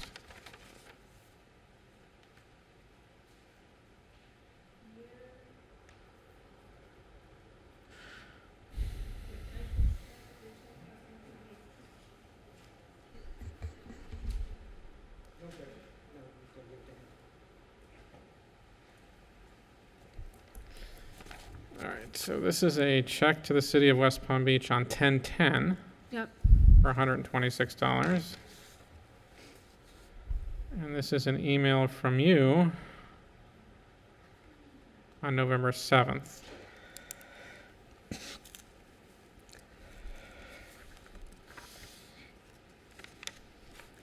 So we know what happened to the check? Did it just vanish in the mail?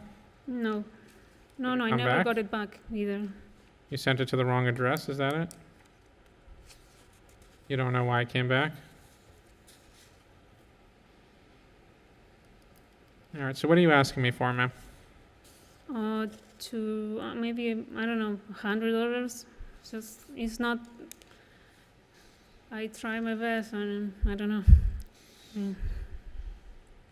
For me, So it's I believe the city's telling me that this is the second time you had a rental license violation on this property. Is that correct? Yes, sir.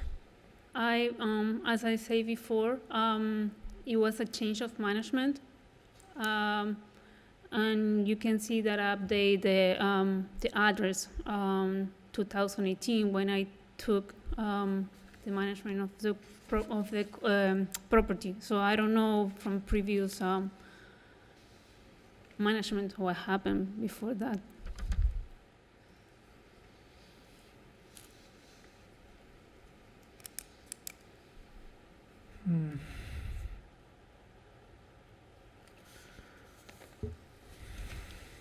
And the city wants half, huh? Yes, sir. I'll reduce it to $500 payable in 30 days. Okay. Make sure your check gets in on time.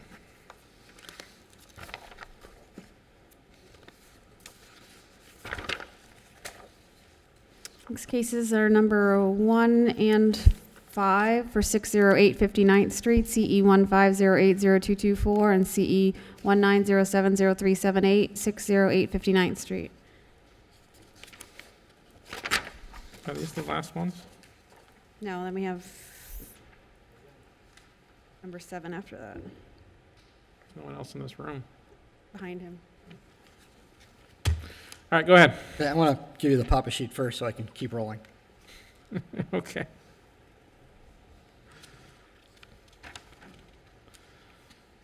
All right.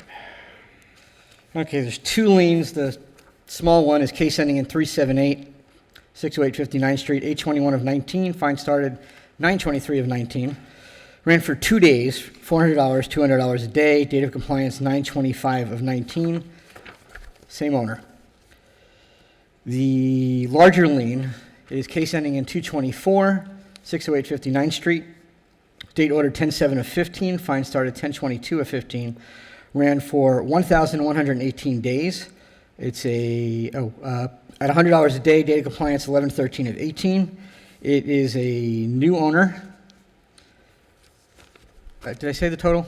111,800? Yeah, I got it. Okay. The only mitigating factor is that they're the new owner. Under their ownership, the city still managed the property as a chronic nuisance for a year and a half. And when this lien reduction application came in, the LLC that owns it actually owned 2 properties.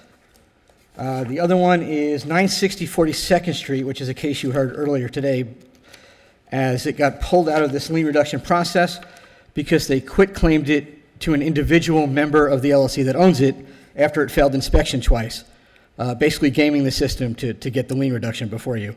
The city's asking for 30% on that.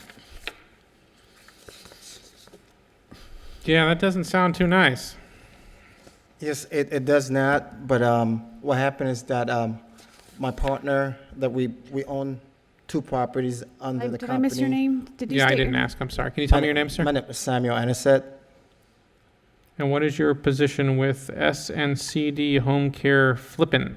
I'm the manager member of the property. So you're a part owner and Company. manager? Yes, sir. Okay.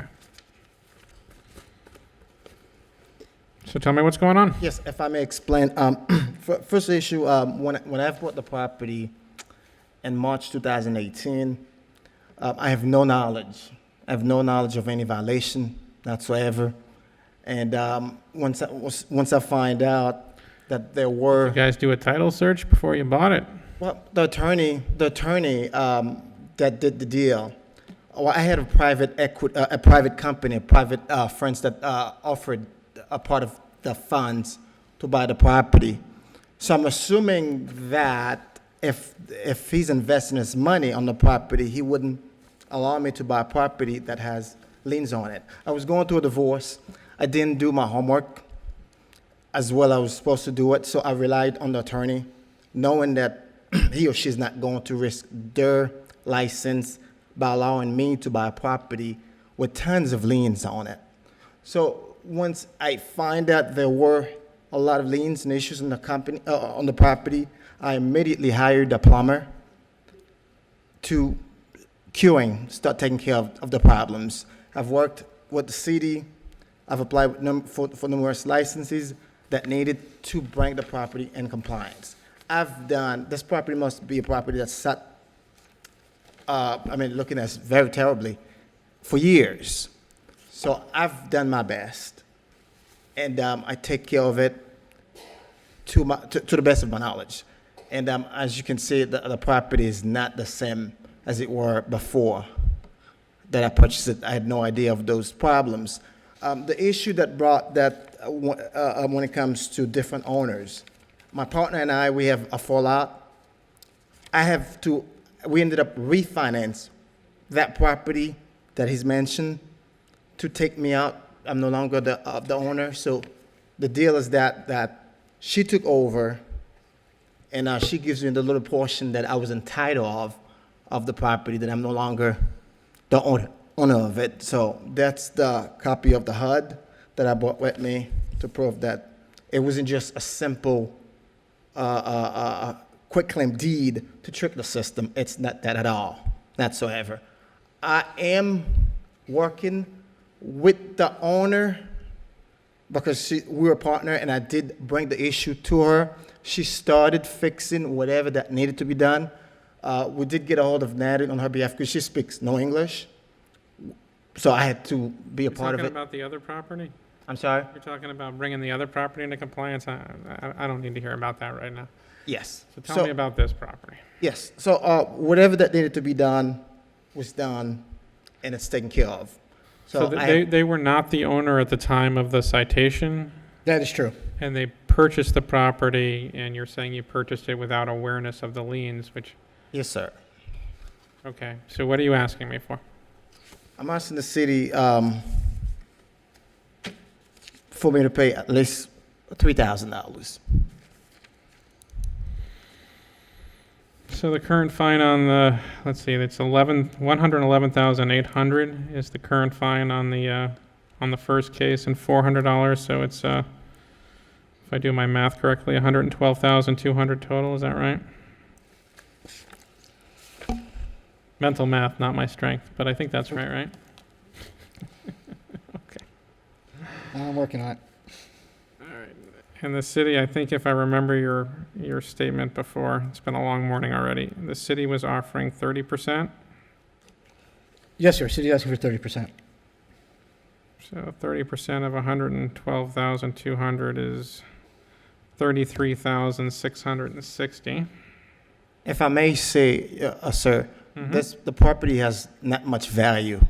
That's an old property, and that was causing a lot of problems to the city, a lot of break-ins to the neighborhood. And I helped the city and gave the city a solution by fixing the property. Honestly, if I knew the property had issue, I would never put my hard-earning funds in there. It wasn't worth it. Yeah, I gather that. Does the city agree with that representation, that this was a problem? It was certainly a problem property, and they did fix it up. Our ask would be lower if it had gone through the process properly. Instead, the other property failed inspection twice in May and July, and just yesterday, the non-owner called up the officer who I have sitting here saying, "Oh, I didn't know about these violations," the day before the hearing on that case. So we're not dealing with a situation on the up and up. That's why we're asking for 30%. If I may say, I totally disagree with you. When you and we got together, I've met with you several times. We actually spoke about the issue because you did bring the issue, stated that you felt that we trying to game the system. This wasn't it, the issue. When you have partners, a lot of time we tend to have different issues. So the only way for me to solve this is to refinance the property, get me out. It happens all the time. It's not the first time I own property with other partners that cannot cooperate with you. What do? You take them to court, you have them pay you the amount that you're entitled of, and they take over the property. You have a mutual agreement, and that's what I've done. I've done nothing wrong. I've done my best to bring this property that was a problem property to the city, and I've spent thousands of dollars to fix it. And if I knew that there were any issue with the property, I wouldn't be the one that's helping the city, because it wasn't kind, it wasn't easy to go through the process with the city. I paid several amount of money with other liens that I was not aware of.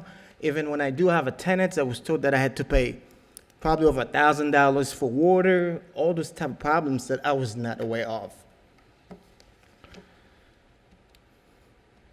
Who's Beta 6 Investments?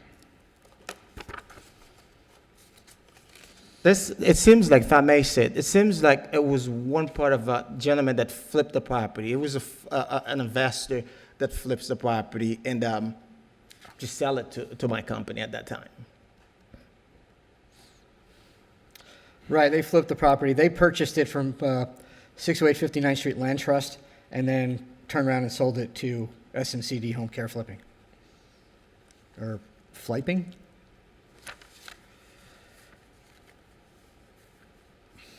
So this property's worth what? How much is this property worth? Gosh. If you see what the property appraiser says, I mean, this property has no value, at least $70,000 to $80,000. And I've spent over $40,000 to fix it up. It's not worth it. It's really not worth it. All right, I'll tell you what I'll do in this case. I'll reduce it to $7,500 payable within 90 days.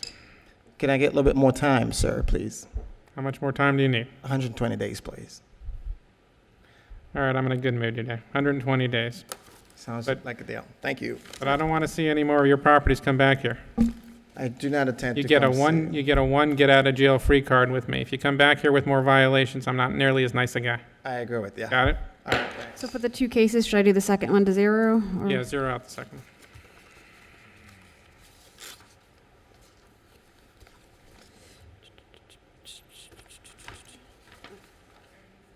I'm sure I got that right. All right. All right, got one left. Lastly, number 7.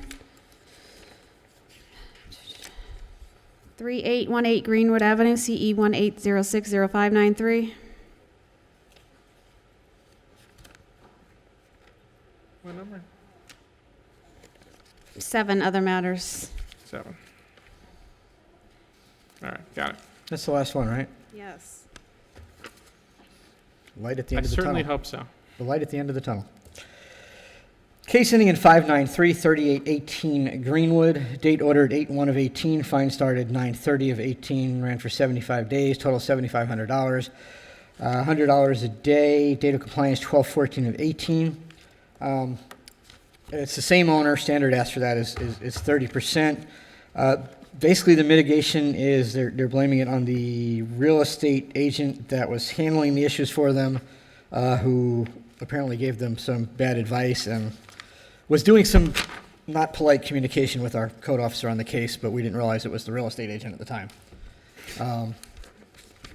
Just asking the standard 30%. I see a lot of stuff here. I do indeed. Ma'am, can you tell me your name, please?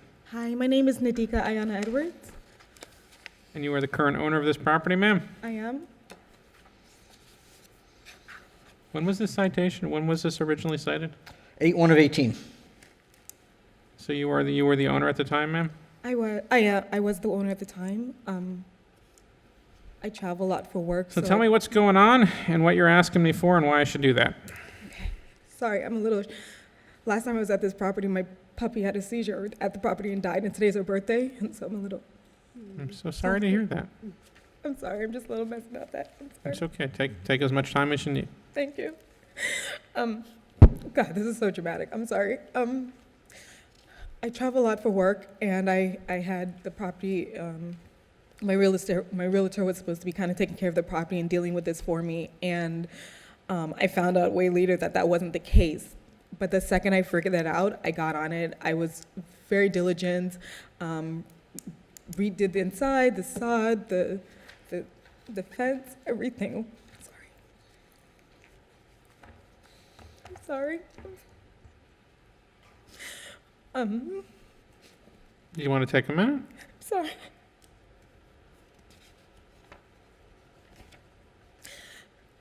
I own that I left it in the hands of somebody else, and I'm embarrassed, and I've apologized several times to everyone involved of how she treated them.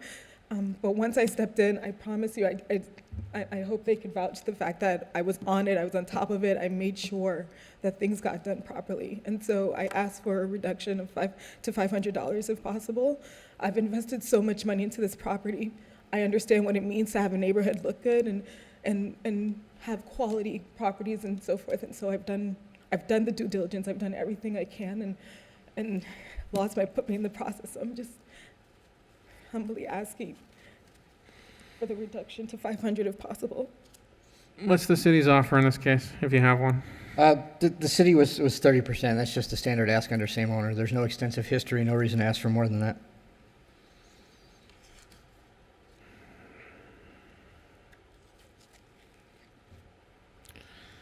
So let me just do the math here. So the current 2250. fine is 7,500, right? 2250. So the city is offering 2,250, and respondent is asking for 500.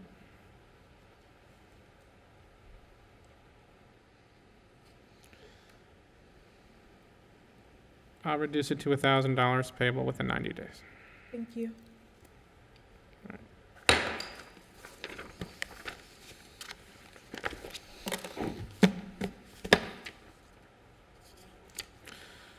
Is that it? As far as I know. All right, seeing no further business before us, this meeting is hereby adjourned.